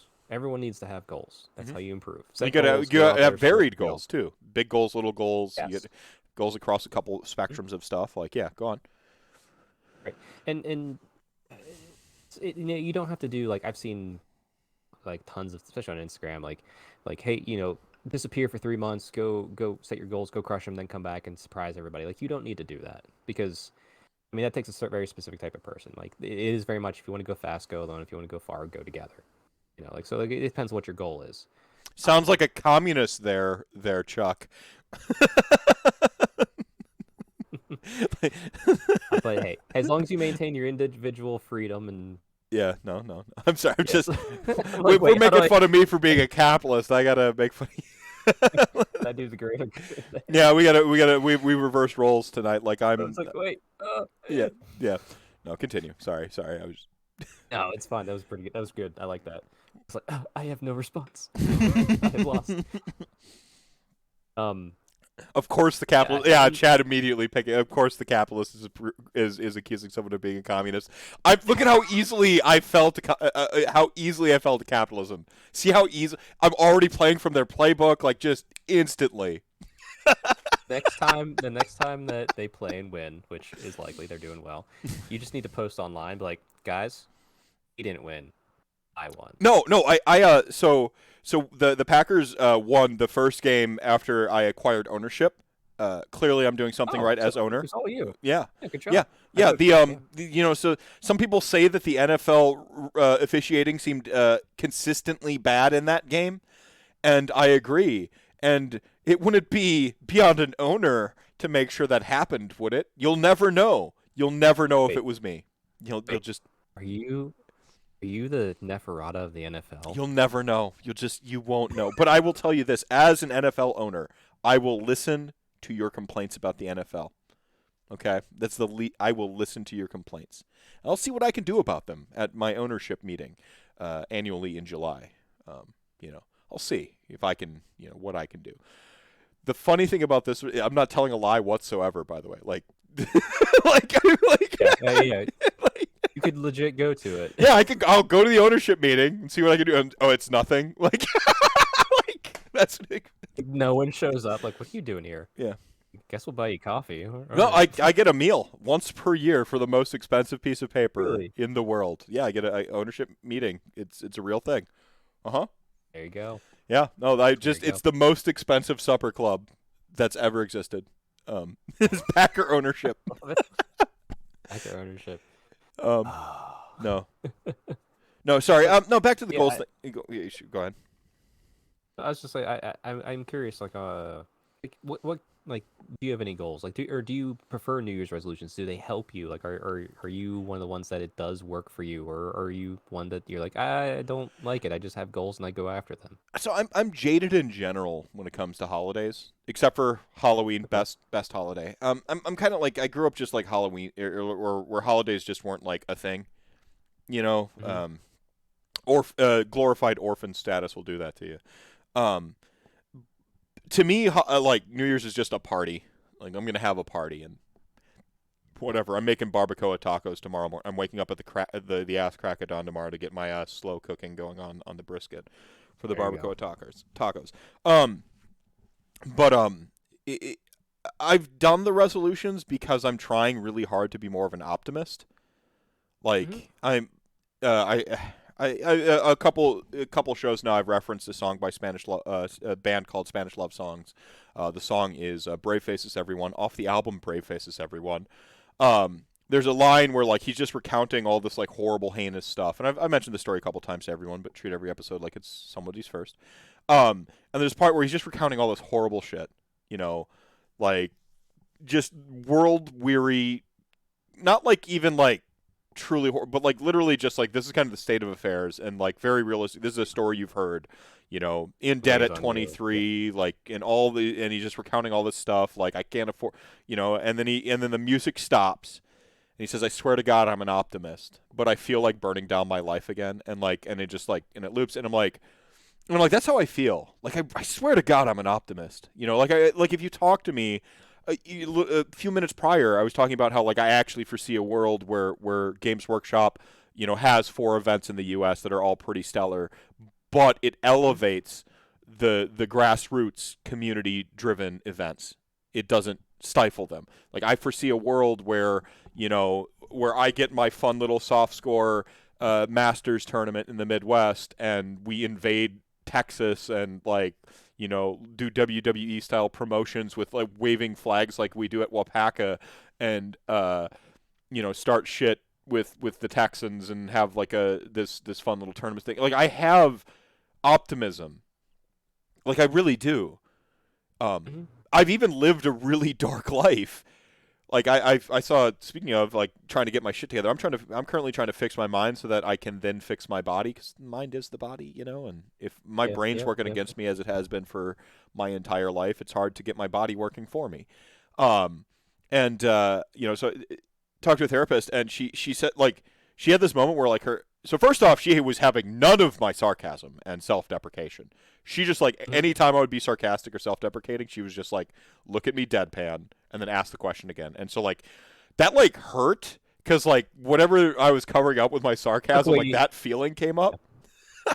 defense mechanism. She's like, no, it's No, and fine. she's just asked it again, and so like I had to actually confront my, and it was just like a subtle difference in how she talked. And anyway, that's neither here nor there. Mhm. But like she kind of had me talk for a little bit, and she got me, and I mentioned some trauma I've been through, and kind of tip of the iceberg type stuff. And she looked at me and she said like, first of all, like I have to congratulate you. You've made it this far on your own, but we have a lot of work to do because you've been dealing with some very big stuff by yourself for too long. And then she said some stuff that I don't care to share about Sure. stuff, but it was just like this is the first time somebody has like because even I will be like everyone's dealing with their own stuff. It's all relative, and like I Mhm. talk about pain. This is the first time someone was like, no, actually, like you're not. It's not all relative. You're dealing with some heavy shit, dude. Like actually, it's kind of impressive that you deal with all that heavy shit and you're like here. And I'm like, oh, cool, because like I just like live that. That's my existence. I don't know that there's out there somebody's like you're telling me people just get out of bed every morning and they're just like they're fucking happy to do that, and I'm just like, oh fuck, please no, not again. like, so, but again, I despite all I've been through and all I've carried, I have optimism about me because I simply don't see the alternative. The world is shit, and I've been through shit. But if the world is shit and I've been through shit, it doesn't really serve me to just be like, "Yup, it's shit." It serves me a lot better to be like, "I can make this better, and I can be better, and I can do better." Like, It's if I it's give, the go ahead, go whole. ahead. Do you remain a victim, or do you fight past the fact? Even if you are a victim, do you hang your hat on the victimhood, or do you go, okay, this has happened, let's move forward? Whether it's something very deep and dark for that you might have suffered, or even if it's just like waking up and like you're just the news is just being the news, and it's just like you know the world is shit and like all that's what do you take with the information given to you? Because I take a very stoic mindset and approach and study and all that sort of stuff, and it's Mm-hmm. like if I came on here and if you were just like Chuck, fuck you, I hate everything you do, I hate like it, it would hurt a little bit because I thought we were friends, but like We the, are friends. We are the friends, but we are, but like I'm saying, like if someone says something to you, it only hurts you if you let it. Like I said, that's I within the stoic concept in court. But like do you have to be implicit in the damage you're doing to yourself? well, I You know what I I, mean? I Like I do think that like I don't want to discount anyone's like emotional response. Like you can't help how you feel in the moment when oh the right, thing right, right. happens. You've had a pretty healthy like approach to like your emotions, and you've had the opportunity to I, give yourself space between stuff like that, and so that yeah, allows it's you. Go ahead. Sorry, I don't not want to. just I'm not discounting that I've had a very blessed life. That like I have not had a hard life. I have not had like a charmed life where Yeah, I sunshine mean, and you rainbows. weren't But there were exactly times born where with a like silver spoon. You don't. There's not a castle Chuck somewhere. There's not no castle Strength Hammer like in the family like God dynasty. Like damn it. no, But like no. yeah, I didn't have nearly like I get shocked sometimes with just like the hardship people have gone through in life, and I'm just like you just seeing like how many friends like have parents that are divorced, and like my parents weren't Yeah, divorced, and yeah, like you suddenly can't relate and all that sort of like I get that, I get yeah, that. So yeah. like please, as I'm saying this stuff, say it's coming from my view and my background, which is going to be very different from other people. So if I say something that you're just like, no, you're a fucking idiot, that's fine. You can feel I'm a fucking idiot. I just have my view on things, Hmm, hmm. wrong or right. So please, I just want everyone to know that going into this. Yeah, yeah. No, no. I like. I think, like I said, you have like you have this perspective, and we're we're in alignment with how we kind of view stuff. Like I don't nihilism. I find very useless. Like I fucking hate nihilism. It's I don't see the point of it because you exist, and like maybe one day you won't. And I'm going to be immortal. I don't know about the rest of you plebeians. I'm not planning on dying. Yeah. like, um, but like while you do exist, I think you do something, do whatever's in your capacity. And I don't want to be dismissive of of people's emotions. I have not apparently been dealing with mine very well, according to one session of therapy. Um, so I get it. I do. Meth dying. I'm not a poor. Yeah.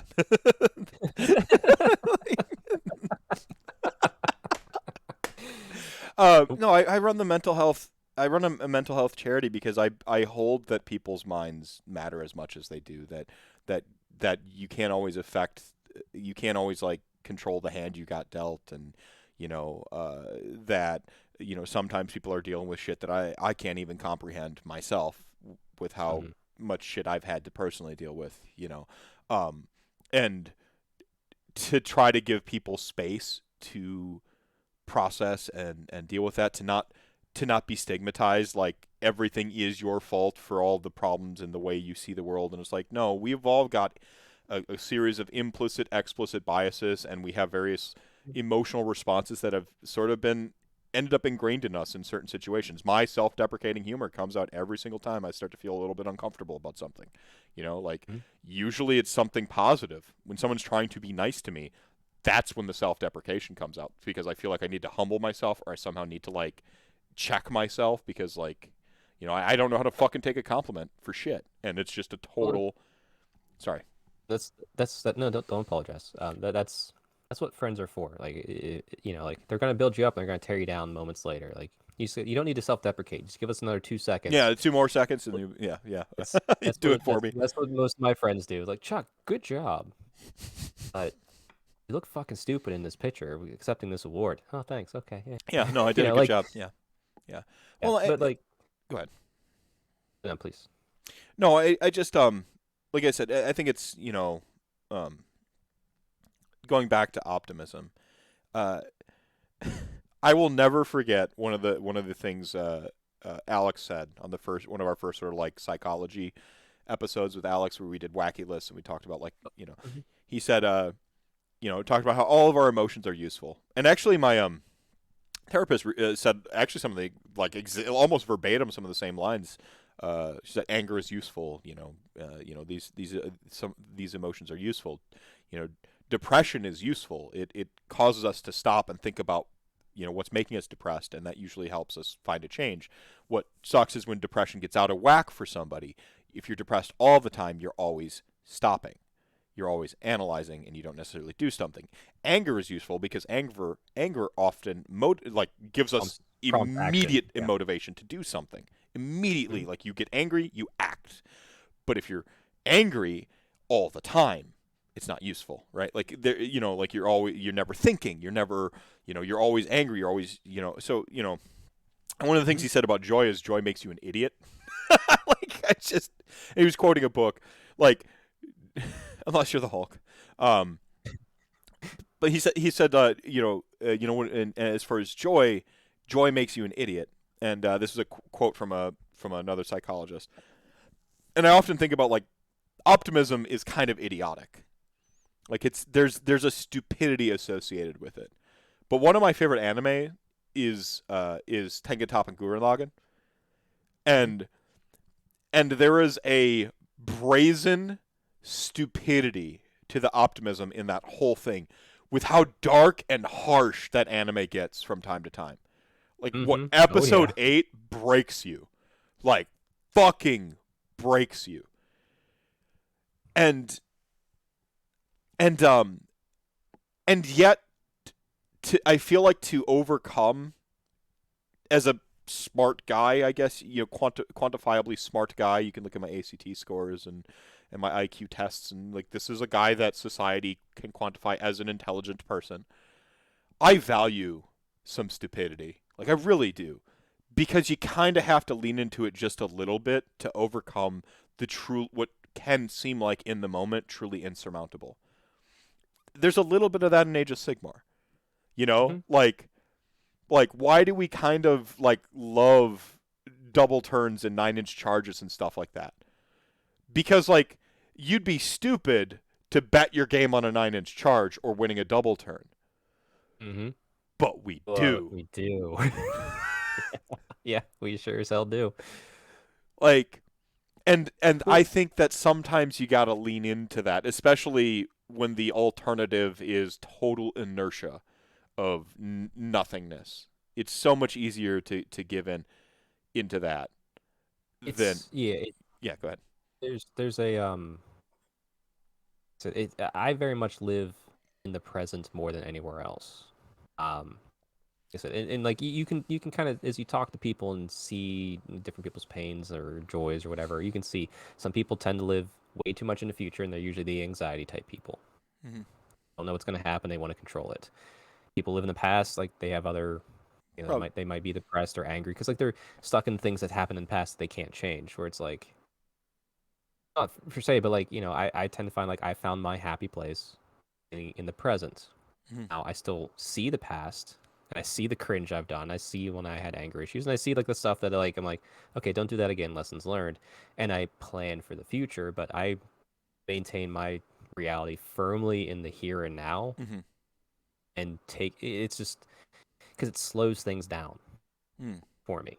Yeah, yeah. And it allows me to think and process and like to be honest, like yeah, if you came on here and started yelling, screaming like Chuck, I hate you, blah blah blah, like I'm like okay, like it gives me that separation to not react as quickly as maybe I want to. Like, would there be an initial hurt? Yes, I'm human, but like it from and like I said, that's kind of back to like I said, I like stoicism, so maybe that's why it's led me to this point. So like Yeah. I find that trying to live in the present more Uh-huh. planning for your future to make your future present better. You don't want to make your future better. Make your future present better. Yeah. That way, whenever you're there and you're living in it, you can continue to make it better by planning ahead Well, you're and one seeing sleep where you. away from the future right now, right? Like you make Well, sure not in tomorrow's like Australia. pretty decent. Australia, are we still alive next Yeah, year? yeah. In 16 hours, is everything thing still cool, Australia? Let's see. What time is it in Australia? About Three 6. thirty p.m. Okay. Yeah, is we still cool? We're still here, checking in with our scouts from the future, Australia and Japan, like the future scouts. Yeah. Um, no, like I mean, tying back to goals and resolutions Yes. and so on and so forth. Um, I think that it's a double-edged sword. If your reason for doing a resolution is the like sort of celebratory programmed holiday thing where you just get that like that the cheap hit of dopamine in the moment of like I Hmm. made a resolution and everyone like high fives you and like boom, uh, kind of oddly like hit of dopamine achieved. You don't think beyond that. Then Hmm. you're kind of setting yourself up for a little bit of failure. Um, and that's where I don't think resolutions are like super sweet. But but as a time to use this time of year as a moment to reflect on the past and go, what happened? Okay, maybe take a stock of like good stuff, bad stuff. All Hmm. right, Yep. run some calibrations. One might say if you've played Mass Effect, Defrag. Yeah. defrag whatever it is, and look at it and go like that. And Don't then be garish. Don't calibrate that gun every goddamn minute of the day. Sometimes it's fine. yeah, yeah, no, just doing. Oh, Shepard doing some calibrations. No, but you look back on it, reflect on it, the good stuff, bad stuff. Take stock, and then to like look forward and be like, what am I? What do I want to achieve going forward? But I Mhm. think you gotta have realistic goals, and you got to be specific. I mean, being specific is one of the most important aspects of basically anything. Uh, when it comes to like writing, art, fuck man. Apparently, I need to be specific with how I plan out this army because I've only got like 8 weeks left to finish this for Holy Havoc. Like, Oh, you know, jeez. You can do it. I believe in you. yeah, it's not a 2,000 points. It's It's only 1,000. Yeah, that's doable. yeah You got it. 1,500. Yeah, um, Oh, it's all oh built yeah. now. It's the paint. Now it's painting. Um, well, I'm still waiting on like another box of 8 armies, time to get done. Yeah. No, I've got 8 weeks to finish an army. Okay. It's gonna Doable. be. Type of doable. It's tight but doable, right? And what I need to be specific in that. So my goal, if I do a New Year's resolution, is to finish this army in 8 weeks. I don't feel like that's a good New Year's resolution. I'm gonna do that Well, anyway. You know what I'm saying? Like I'm gonna try to yeah. do that anyway. Even still, like the goal is to finish it in 8 weeks. If you're truly goal setting, not just resolutioning, you're going, okay, this is what I know I need to do. This is the time frame I need to do it in within these 8 weeks. I need to paint this many models per night or this many units per week or however you want to do it. I But looked at it on if a you're per true, week basis. I said I gotta get primed this week for certain. If I don't get primed for this week, I'm fucked. Which is Zenithal and everything, so everything needs to be primed. This is the sort of starting line. Everything primed and Zenithal this week. If not, I'm already behind. right? All right, It doesn't so mean you continue. can't catch up. Doesn't mean you can't catch up for sure. But also, what is the things that could prevent you from achieving this goal? Because you need to be aware of them. Because if you're aware of them, you know how you can. If they happen, not seeing everything, but like, okay, what's the basic stuff? Okay, what if it's too humid the next week and you can't prime that stuff? Okay, well, all right. For Airbrush, some baby. people, like, I'm good. I'm ready to go. it's like your airbrush, or maybe it's like, okay, well, I can do the thing where I go outside, spray it, and bring it back in. I can do that. Like, how do you get around stuff like that could get in your way? Now, there is always going to be some things like if you have 8 weeks to paint this army and, God forbid, someone a hospital for a couple days, like that's going to throw things off, and that's just you have to accept the fact that you're going to fail Mm-hmm. because some things are more important than an army. But if you're truly goal setting, you're going to anticipate things that can go wrong Mm-hmm. to a point of saying like, how do I adjust in case this comes up for certain things? If Mm-hmm. you truly care about that goal, like I want $1 million in my bank account by next year. Okay, well, what do I need to do? You're gonna go stop spending money on this, this, and this. I need to start doing extra money here, here, and here. And that's what like what can prevent me from doing this? So medical bills, this stuff, blah blah blah blah blah. Like kind of run through that checklist so you know what Is even you can possible, do. right? Right, right. And like you're not gonna get everything. No way you're gonna get everything. Yeah. I mean, who knows what can get in the way, or nothing can get in the way, which is most likely the case. Most likely you're gonna have a goal, you'll set it, and you'll achieve it. You know, Mm-hmm. that like as long as you stick to it and really especially with the army painting, that's a perfect example. You just got to show up to your hobby table every night and put in the work that you set aside. If you do that, you win. Yeah. No, I mean, so I didn't even no. See, my goal for becoming a millionaire is to luck my way into it, like most millionaires. And Oh yeah, so first thing is I got a lucky ownership of the Packers. So now I'm an NFL owner. I lucked my way into it. I figure if I take care of myself and get lucky, I'll just be winning all the time. Like, hey, if I think you remember, this might have been the last time I was on the show, or maybe 2 times ago, and I said I just want people to pay for me to show up to events and be there, and now it's technically happening. So, well, that's where I you know said what? a little bit. Yeah, no. Earlier on, I said like you kind of just put yourself out there and you did the thing, and then like it happened. Like, I mean, I didn't get to finish a point on sort of what I was talking about with like the imposter syndrome, but I'm like, why am I suddenly this figurehead of this like really good charity event? And dude like kind of like said he's like because you did it. And he's Yeah. like doing the thing is like that's the hard part for everybody. Is like you have goals, you have something you want to do, and then when you actually do it, people around you respond to like the having literally done the thing, like Right. and It it's anytime you especially like if a goal is going to be a lifestyle change, like say you want to start eating healthier or getting in better shape or the hey, I'm drinking therapy. less beer. Giannis and we had an agreement. Like we're like I've been on point. I've had a couple moments of weakness, but for the most part, I'm drinking a lot less. I've dropped weight. Right. Like so, The hardest part is to just be able to tell yourself this is what you do now. Like you're like I don't like waking up early. Like I'm gonna have to be switching my schedule here soon. I'm gonna be waking up at 5:30 to go to the gym. I'm usually an afternoon gym person because I like sleeping in as much as I can. I'll still get up early, I mean, based. 7. Yeah, but like I'm an early riser, but like I don't. I I'm don't want not to go like a into 4:30 motion. up. Yeah, like I'm Yeah. up. but I don't like until about 10 a.m. I don't want to be doing anything. Does that make sense? Like Right. I'm like, Yeah. Yeah.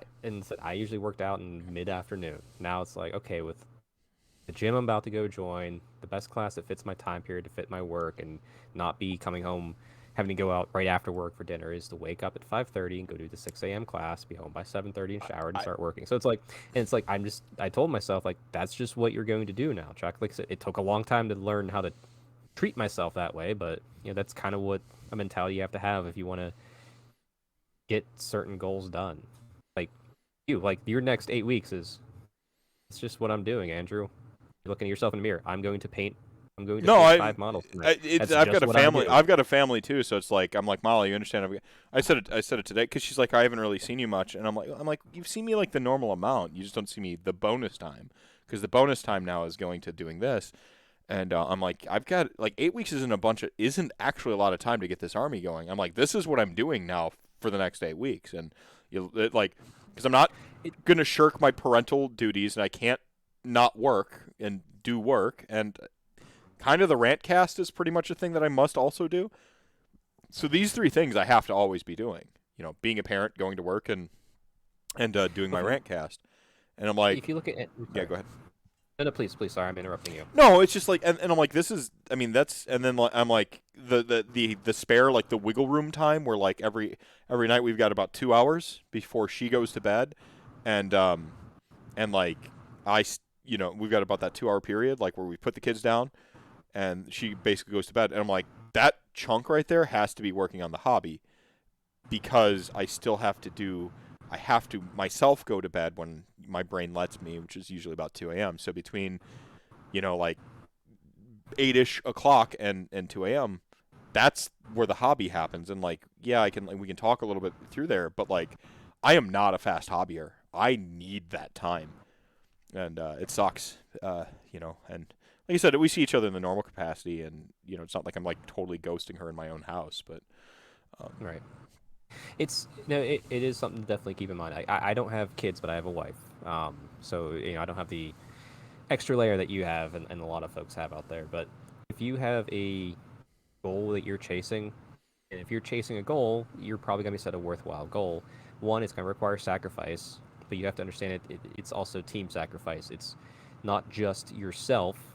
It's going to be whoever's in your life with you, and that's with anything. So if whenever, for instance, if I'm going to like really focus and get my nutrition fully in line with where I want it to reach a certain goal, whether it's to gain weight for muscle or trim down or whatever, like let's say I want to lose weight and get really trim. Okay, well, I need to cut back on the sweets and stuff. Obviously, not this time of year; it's really hard to do that. But I'm a chocoholic.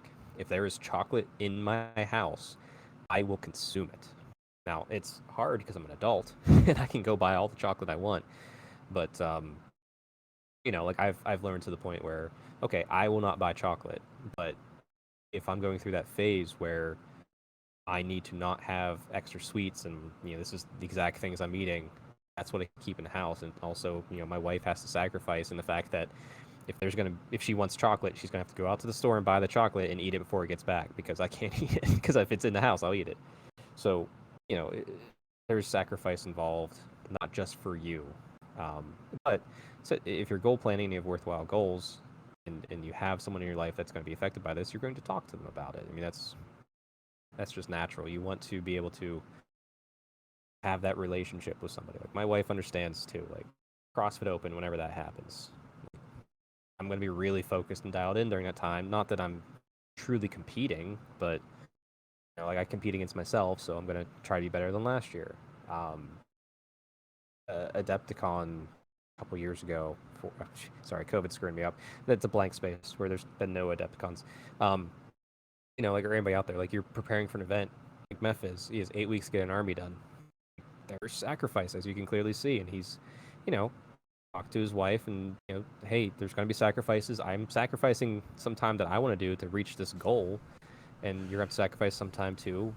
It's not going to interfere too much, but have to talk to the people in your life that are going to be affected by the sacrifices that you have to make yourself because it's going to affect them.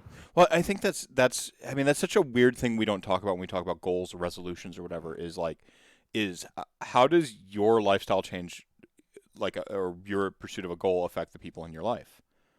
You know, like And the higher the goal and the higher level you are, more it's going to affect not just you. mhm. Because chasing a chasing a very high level goal is one of the most selfish things you can do, but it's still a good thing to do Mhm. as long as Well, you I know, yeah. like it's selfish, yeah, but I think there's also a self compassion It, there it, too. Like like it's if selfish it's in the something like fact if I that got to get healthy, like I'm literally like I have like a level of weight where it's unhealthy, and I have a family that I want to be around. You know, in the long run, because I need to be healthy to be immortal. Um, Mhm. like there's a selfishness there where like you're gonna be like, yo, I at 5 a.m. I got to be at the gym, and so I'm not gonna be able to take the kids to school or whatever. Or like I'm not gonna be able to take the kids to school now. Like there becomes like a weird sort of selfishness there, but then there's also like a selflessness aspect of like the desire to be in your family's life. There's a weird balance between selfishness and self compassion. You Right. know, it's. I mean, this is just the world is never as black and white as anybody ever says or thinks it is, right? Like it's you know, the shades of gray. But again, the thing I don't think we often think about, and that I'm kind of 36 years in now realizing um, is the communal aspect of goals, I suppose. Yeah. I said, and like like you said, you're 100% right. Like there's sacrifices, and everybody has to make them for you to achieve a goal. But you know, if you're chasing a goal that's worthwhile, then everyone's going to be on board and accept the sacrifice along with you. Like, Yeah. Yeah, exactly, I, Tamlin. I need time to find the grimoire, decipher it, and practice the complex incantations to unlock the secrets of immortality. Look, baby, I'm doing this for both of us, okay? Because once I figure out immortality, I can make you immortal, and then we can be in love forever. that's Duh. fantastic. Yeah. Yeah. um, I mean, I guess to reset it back to resolutions specifically, you mentioned like you said goals and resolutions as two different things. Are these two different things? Like, and how are they different? I think that's like kind of something we've been talking around, but I think that's kind of quintessential to the entire Well, resolution suck pitch you started this with. resolutions are just a commercialized version of goals. Okay. Like it's just like when anytime someone says like, hey, anytime someone says like, oh, I'm on a diet. Like, okay, the more you study and learn into that stuff, being on a diet means you're going to get off a diet. Say like, hey, I changed the way I eat for my lifestyle. Mm-hmm. That's more of a goal. Whereas saying I'm on a diet, that's a resolution. A diet is a temporary thing that you're eventually going to fall off of and go back to whatever you're doing and be back in the same boat. Uh, Eating lifestyle change is forever, which is a goal. Mm-hmm. You're going to and you're going to screw up. Like you're going to set goals and you're going to fuck up. Mm-hmm. You're going to fail. And that's fine. like you like I feel bad for the person who just goes around and doesn't fail at anything because you're not setting any goals that are worth a damn. I don't think you're learning anything either, and I feel bad for people who Exactly. never learn. I like the worst thing to me is to be incurious, like to not Yeah. want to learn, to not better yourself. Like the you never achieve, you always chase. That's something I firmly believe in. Like you never Yeah. like. Push the goalpost ahead. Like it's. I mean, I've told this story too. Like when I had a goal to pick up 405 pounds on a deadlift. And literally, as soon as I stood up with it, before I let go of the bar, before the bar hit the ground, I said, "Cool. I wonder how I can get to 500." Like it's just like it's just Yeah, you always have to push it, push it, push yeah, it because you continuous growth. We're living creatures. We want continuous growth. yeah. No, We're I loyalists. We want continuous growth. yeah, yeah. Like I want to Next year, two always have shares. the biggest death collection I can possibly personally have. Continuous growth, right? Yeah, Yeah. yeah. No, no, I do think like it's not just growth. I think the idea of that like that there's some utopian state of being that just exists and we can get to it. I'm like, I don't believe in that either. Like you always achieve toward better.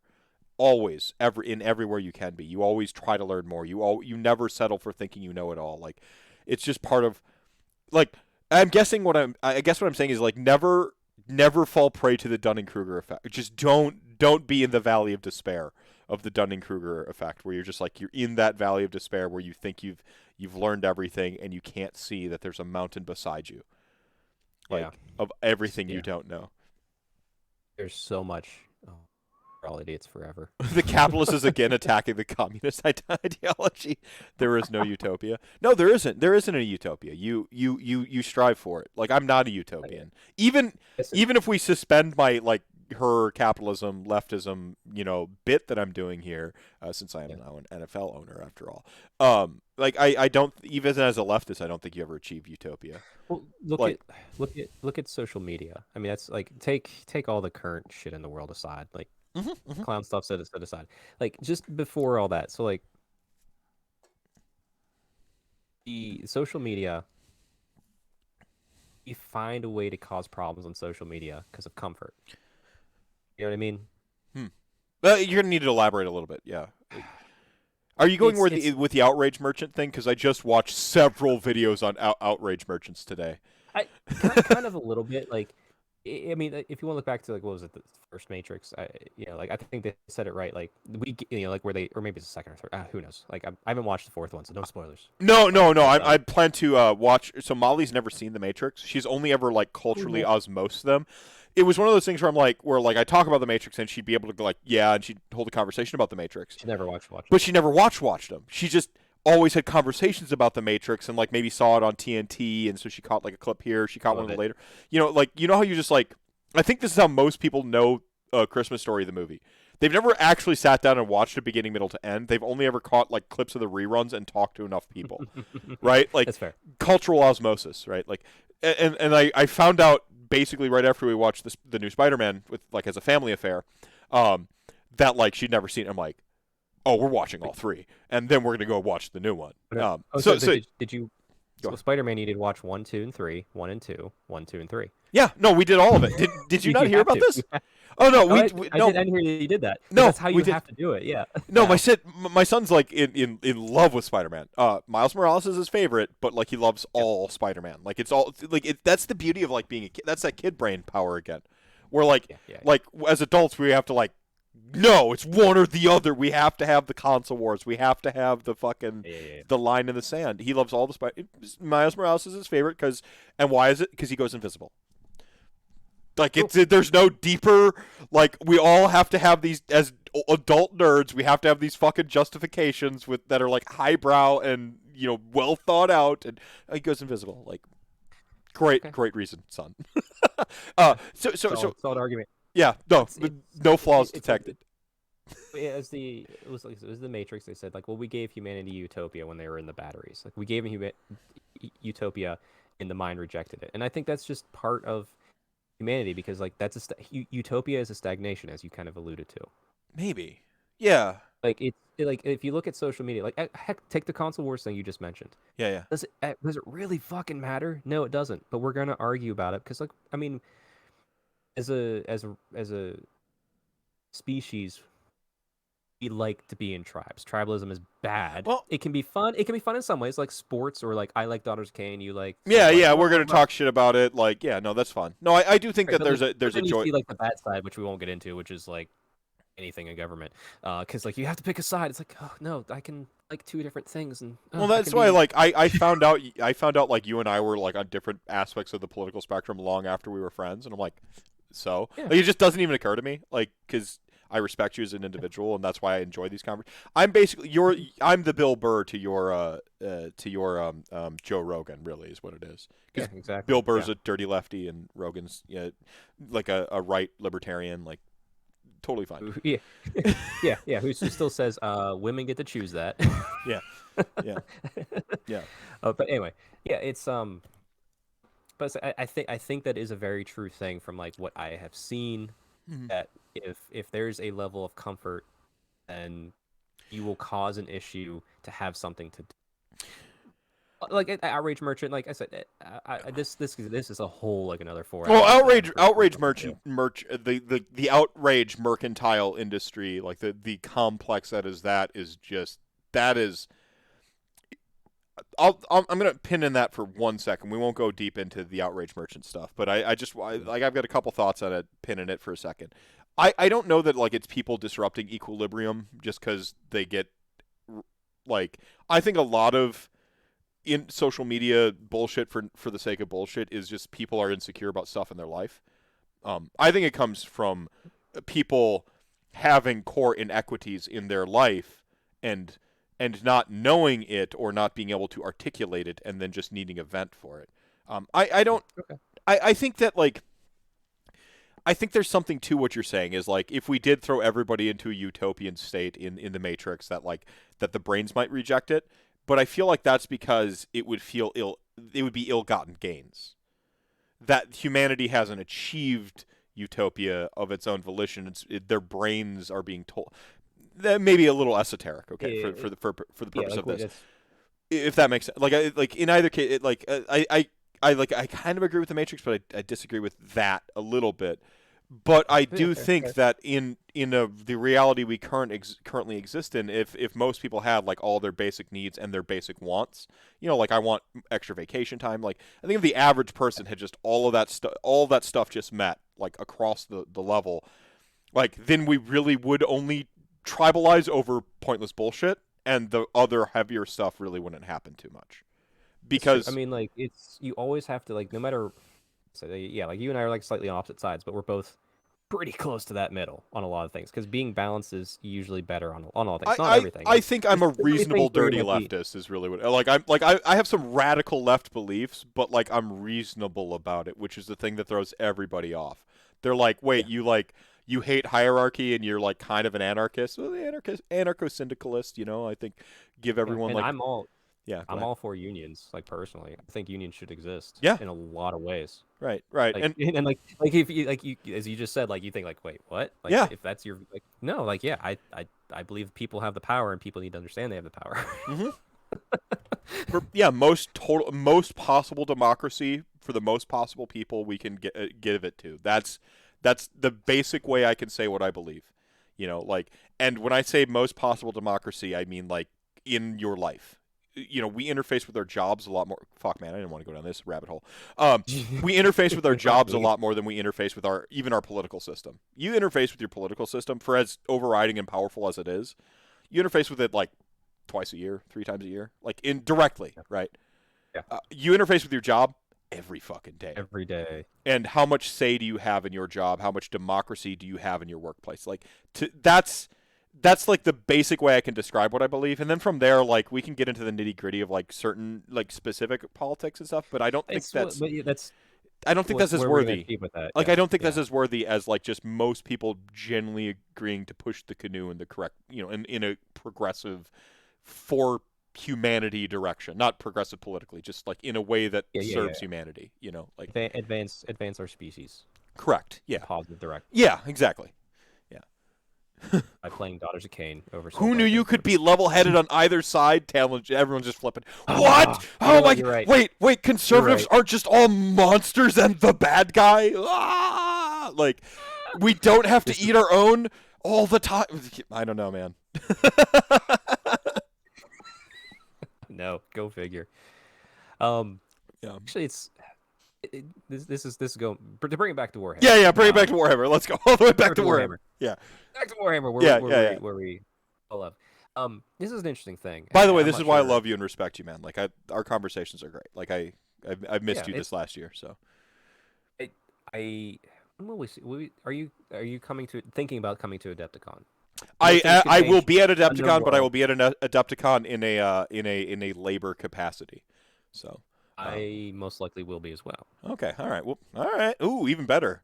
So we'll actually get to hang out. Right on. All right. Yeah, we'll hang out afterwards. Okay, cool. Yeah. So we both like Age of Sigmar. One reason why I love Age of Sigmar's story is because there's hope involved. Like people have goals. Like Marathi became a god. She wanted to become a god.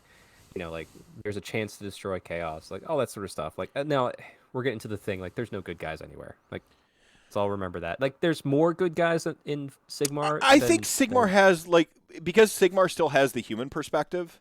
And human, I mean like capital H human as in humanity. Yeah. Like Sigmar can zoom in on like the individual impacts of things in a way that 40k kind of doesn't or can't. Like there are 40k stories that deal on an individual like low key level, but the scope of it isn't about that whatsoever. Whereas Right. AOS actually really does care about like this one city that you can comprehend the size of. I can't comprehend the size of a hive city or a hive planet, right? In And that's supposed to be the thrill of it, that the vastness of like the insignificance, right. like the satire of it. Yeah. Yeah. Yeah. Well, it's like why I love Age of Sigmar is because there's hope in the story, there's 1000%. uniqueness. 1000%. Like I said, even in my daughter's a Khaine, I have it. Even if you want to just boil it even farther down to the point where 2 years ago, whenever before we started doing the Soulbound campaign, you graciously ran for the group. We're For the finishing break. that this year. There's my resolution. Hey, there you go. Yeah. Before that, would you ever think I would ever conceive or even let a seed be planted in my brain about a story where I'd be like, "Fuck you, Marathi, you're wrong." Do you think I would ever do that? No, but I tried to entice you as hard as I could to get Right, and you that story. succeeded. Yeah, I You had to see it. succeeded, Yeah, I see it. Yeah. which is why right now on my painting desk is some of the models I need to paint for my Linissa's Rebellion. I need a better name for it because I have an Anvil Guard army led by Linissa, I actually and like, think that's it'd be like Lanissa's Reach or something like that. Like, oh, or maybe yeah. it's, but like, yeah, but like, I never thought I would ever be there, and it's just like because this character that I created for fun, who was very Cainite and just like blah blah blah Marathi, yay, and but I'm like, she's from Anvilgard, and you hammered home the Anvilgardness. Mm-hmm. Like I fell in love with the characters to the point where like I couldn't betray it, and I chose the city over my god, It's the which is human also side. like a very interesting, yeah, it's a very interesting thing. Yeah. But like that exists in this game everywhere. Like Oh, everybody can do wait that. until you finally confront your mother, by the way. I've got so many heartstrings to pull in so many complex directions on that. It's going to be like Cat's Cradle, and I can't wait to see like you in that tangle and how you I got to finish this story. I got to I get not finish it but get it to a point where it's closure for the arc, and then the story can be whatever for like the various minis and models and like your characters to go to the table. Like that's and then the people who have watched this and who have loved our Soulbound game can like be inspired by it with like the way that story ends and go out into the world and like take it because the story's going to be a little bit of an ending, cliffhanger ending, but yeah, not like a it's satisfying, but it leaves it open. yeah. Type thing. Yeah, That's where I want to go with it. Where like it's sort of like they like all like the soulbound like they complete the story narrative and then they kind of like go out into the world type thing where they're like and you like to think that they're still out there adventuring and like partying, but there's so many so that's where I'm at. So I want to get it to that like there's closure, but there's possibilities still because for me AOS will always be about like hope and possibilities. Like that's the best right. way I could tell that story. Yeah, it. So to take that there's hope. The one thing that always bothered me about 40k wasn't the fact that there's All bad guys. Yeah. yeah, there's all bad guys. That's fine. Like Yeah, sure, that's I fine. I get agree. that. Yeah, That's no, the I'm cool satire. with that. Like Um, Freddy versus I, Jason, all bad guys, whatever. It's cool. I yeah, don't care. like just go fuck each other up, guys. Have fun. But like there is no hope in the story at all. Hmm. Like at least for the longest time. I think they're trying to introduce more things, which is good. Like like they are doing lots of good modernization changes. I like. Um, like, I'm sorry if you're upset. Like someone wants to do female space marine army, just fuck it, have fun. Who cares? Yep. Like all that sort of stuff. But there's still like there's never been hope. Um, but there's one part of hope, and like I can't, like I tried to stay away from it because I'm doing a Drukhari army right now. Which you think, oh, because I'm a dirty dark elf player now. I accepted the fact that I fell from my high elf position to a dirty dark elf player. You die the hero, live long enough, see yourself become the villain. Right. But there's a character in 40k called Yvrain, part of the Yanari, which is god of the dead for the Eldar people, the elves, space elves. I stand. I'm good with this. Yeah. Which, well, yeah, yeah, actually true. You probably would. This is, I guess, that's more death because like there's an avatar of death, because it's supposedly they can defeat Slanesh. Because right now the only way Slanesh can be defeated is if literally all the Eldar die. Because if all the Eldar die, their souls will go together, form Iniad, or Unaid, whatever how you pronounce it, the god of death, and that she will defeat Slanesh. Bow to But toe.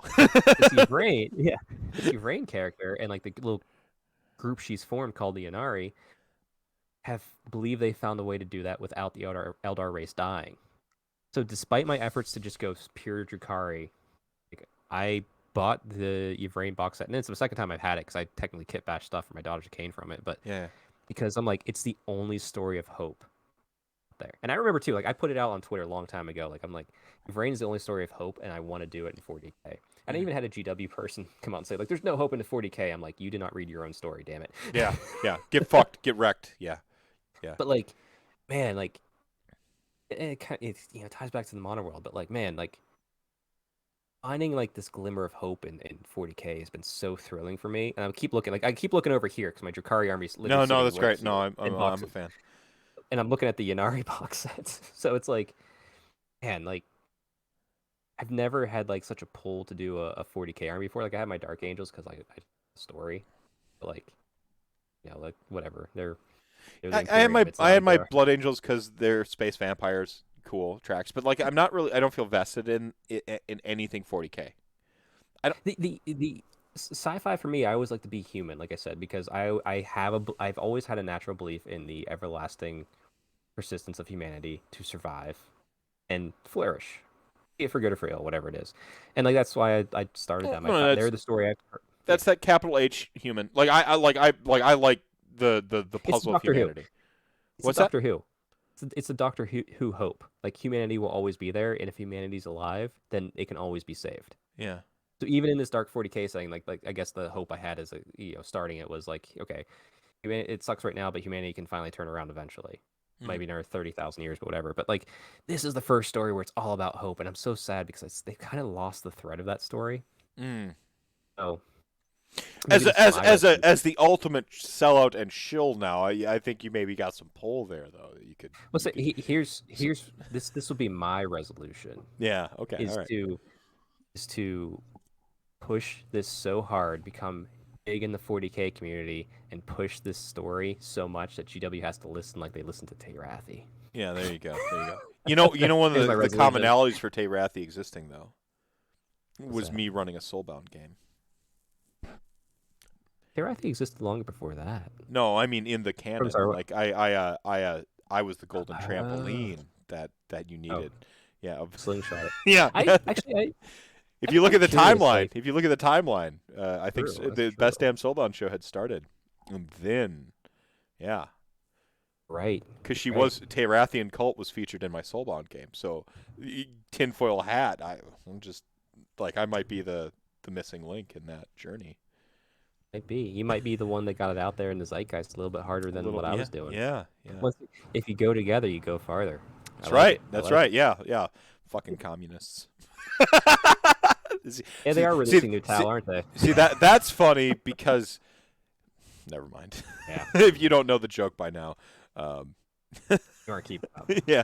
If you're still watching this on the VOD, turn it off. I told you to turn this off long ago. Like, subscribe, and close this video. Show up for the live show. Yeah, it's every Thursday. Rantcast is every Thursday, everybody. Like, if it's Thursday, it's Rantcast. Hey. So we're gonna throw some shade here at Warhammer Weekly. Oh no, no, hang on. Outrage Merchant. Here we go. Let's get some outrage capital going. All right, yeah. All right, throw some shit. Yeah, outrage capital. Here we go. All right. Hey, you know what? If you had to choose the realm for the next GHB, what would you choose? Go. If I had to choose, you don't want to ask me that. I know where they're going is Akshi. Pick a realm. Okay. Pick a realm. Oh, I'd totally go to Ugu. Okay, done. See how hard? You see how easy that was, Tyler? We don't need you to get a question asked by Vince of like, what realm, Tyler? Pick a realm. We don't need your. Let me tell you about how I found this recipe. Going to high school and seeing my friends pick a realm. Tom had it right. You got to yell at Tyler like, spit it out. We don't need exposition. Pick a realm. Move on. All right. We only got 2.5 hours here. No. I feel like they've set up to go to Akshi or Ulgu, pretty handily. Okay. In the narrative that's going on right now. If we are getting, not Malekith. What's he called now? Valerian. If we are getting Malarian elves, going to Ulgu makes a ton of sense. By the way, you can still get Malarian elves going anywhere else though. Like I don't know why people think that you have to go to Ulgu to get Malarian. That's a weird that's not necessary. The Shadow Elves can show up anywhere because the realms, they interface and stuff. But I feel like the with the box set of IDK v Fire Slayers, I feel like they sort of like telegraphed that we're going to Akshi next. If I could go anywhere, Ulgu though. Ulgu is the most fascinating, mysterious realm to me, so I want to go there because I want to hear more. That's my only explanation. It has nothing to do with Malarian. It's just I want to go there because I want to hear more. It sounds super fascinating. We have a good Slaanesh plot going on. We've had a good amount of LRL going on. We have seen where Marathi's section of Ulgu is, which is just one of the 13 sections. Yeah. Apparently. We saw. Yeah. So I'm just like, like let's go to Ulgu. I want to explore that. That sounds cool. I want to go back. I want to go to Shyish, but I feel narratively speaking, we can hold off on going back to Shyish for a minute. Because like Nagash was center stage for like basically an edition and a half. Like the Soul Wars happened. We had Malign Portents in first edition, which kind of led into second edition. Like Nagash is good. Like I got a lot of death stuff, and I feel like the audience might be like, fuck death. And so I don't want to like overplay that, even though we got a bunch of death stuff, but we didn't really get to see Shyish. And so that would be my distinction is like, I want to see more Shyish because I got a lot of death stories, but I didn't see Shyish. What's life like with the Shyish Nadir now, like the realm inversion? Like, yeah. I forget. I heard this on another podcast, and I love the idea, and I hope one day that we get to it in the story. Mm-hmm. What does the realms look like? Say Akshi, through god powers, was thrown out of its orbit of however this planescape works. Mm-hmm. What if Akshi crashed into Ghyran? What the hell would that look like? I want to live through that. Oh man, that's your fourth ed or fifth ed, like, or that's your end times for this stuff. Well, like no, crashing back together. Like, I mean, it could be end times, fine, but Vince asked me, and I think that this isn't a no, this is a yes and. This is how these ideas come together. Vince asked me during, I don't know if it was during Rantathon this last year, or if it was on the last episode we were on together, like episode 97 or 100 here. He asked me, like, when do we hit the reset button on editions? And the best, I think, the most broadest example I can give for what he was kind of talking about is Dungeons and Dragons. So Dungeons and Dragons is now in their fifth edition, and like they sort of like lived in like first edition and second edition were pretty wildly different, and then third edition had like 3.5. Yeah, 3.5, and it stayed kind of the same, and then fourth edition was like kind of wildly different, and that was like the reset button moment. And then now we're in fifth edition, which has like a little bit more of 3.0 sensibilities brought into the more board gamey stuff from fourth ed. So it's like kind of, but like fourth was kind of like the reset button for Dungeons and Dragons, like kind of like a hard reset, and like, okay, now we get to like whole new rules kind of going forward. Right. When does that happen with Age of Sigmar? And he just asked me broad, like, when does this happen? Do we get like, we're in third now. We've got a fourth edition in like 3 years. That's just the cycle. Nobody should be surprised when Games Workshop does what they do. Like they're like, you've been in this relationship a while. At some point, you either have to be like, yo, this is a relationship I want, or like, I'm in an unhealthy relationship, I need to get out. So conceivably 3 years, a new edition's going to drop. Is that going to be an advancement of 3.0? This is Vince again. Is that going to be an advancement of 3.0? We got our numbered rules. We're still operating on like D6s and the way they roughly operate, and pools and so on and so forth. Or are they going to hit the reset button? And we're going to get an entirely different rule set, with, I don't even know what I could possibly conceive of for that, but I understand the idea. And it almost feels like, because we had Age of Sigmar, 4 pages of rules. Okay, then we got General's Handbook. So but the rules keep growing and growing and growing. And at some point you gotta strip them back, don't you? Yeah, like they moved the bloat from the books to the core rules, which is kind of what it used to be in fantasy. Hmm. So it feels like we're just on a same cycle, which sure, that's natural. Eventually it's going to reach a point where, like they're going to have to do something because the rules will just be too bloated and it's like it's easier to reset as opposed to not. Now, it won't be the same as it was from fantasy to Age of Sigmar, I don't believe. Hmm.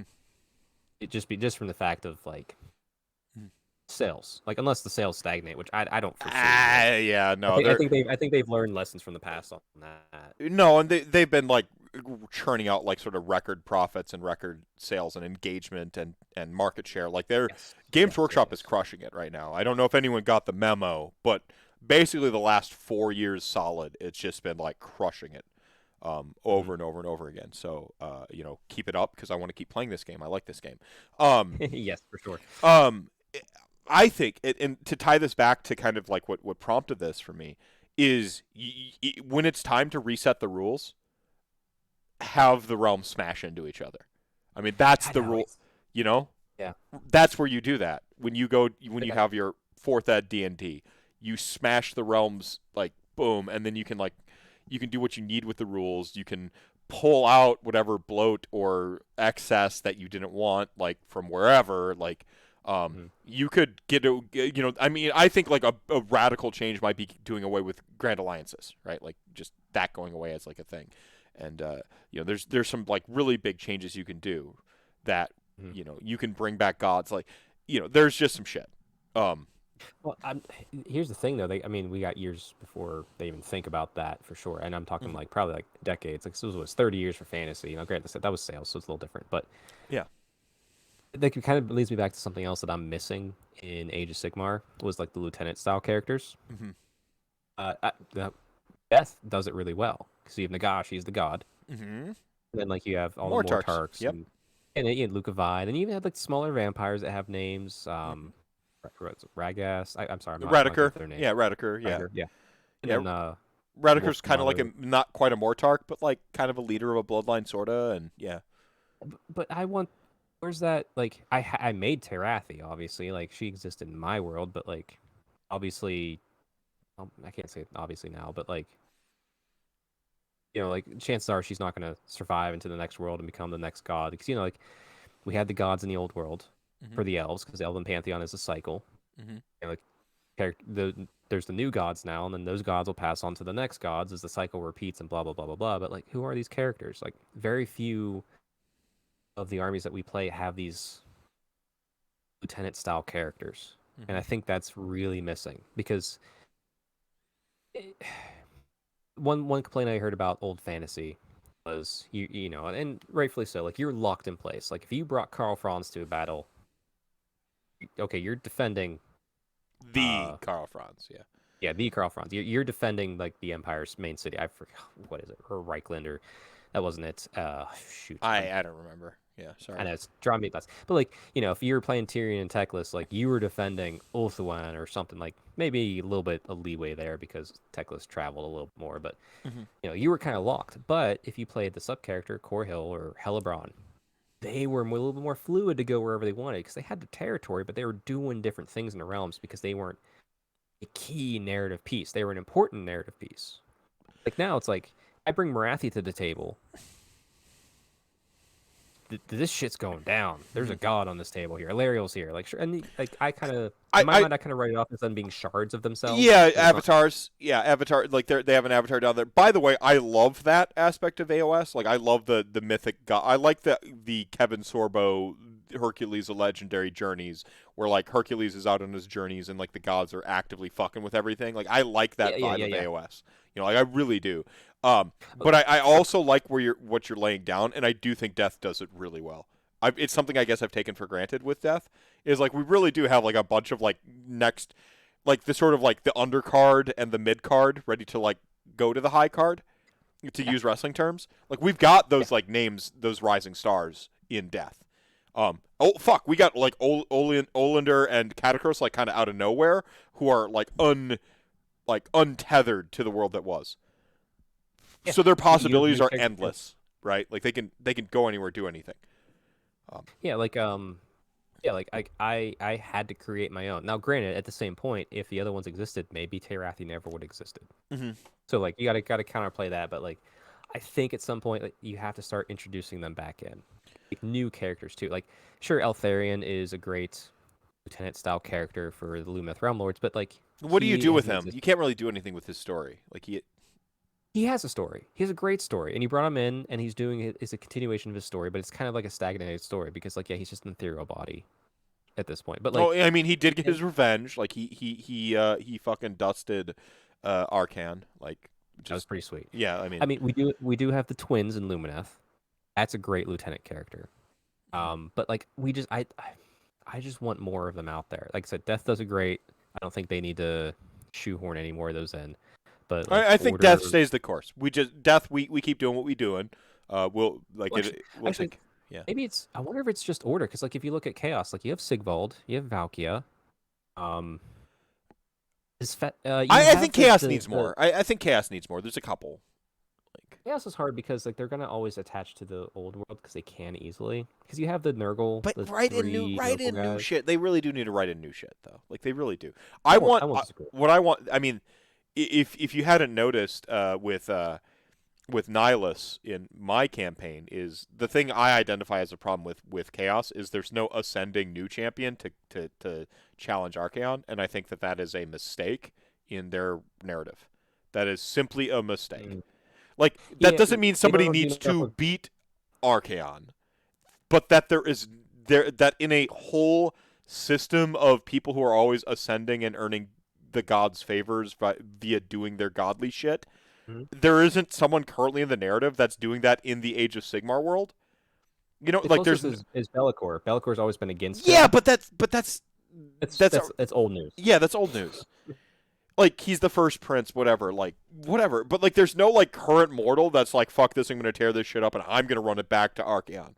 Where the fuck are Mhm. those people? Yeah, where's Korgur's Cole? What's he been up to? Where the fuck World are all champion? those people like trying to like become the next favorite of all the gods? Like where is all that stuff going on in and they have such a good foil for that because you have Warcry. Right? That's literally the whole point is like all those different rando tribes like trying to like vie and like get the favor and Yeah.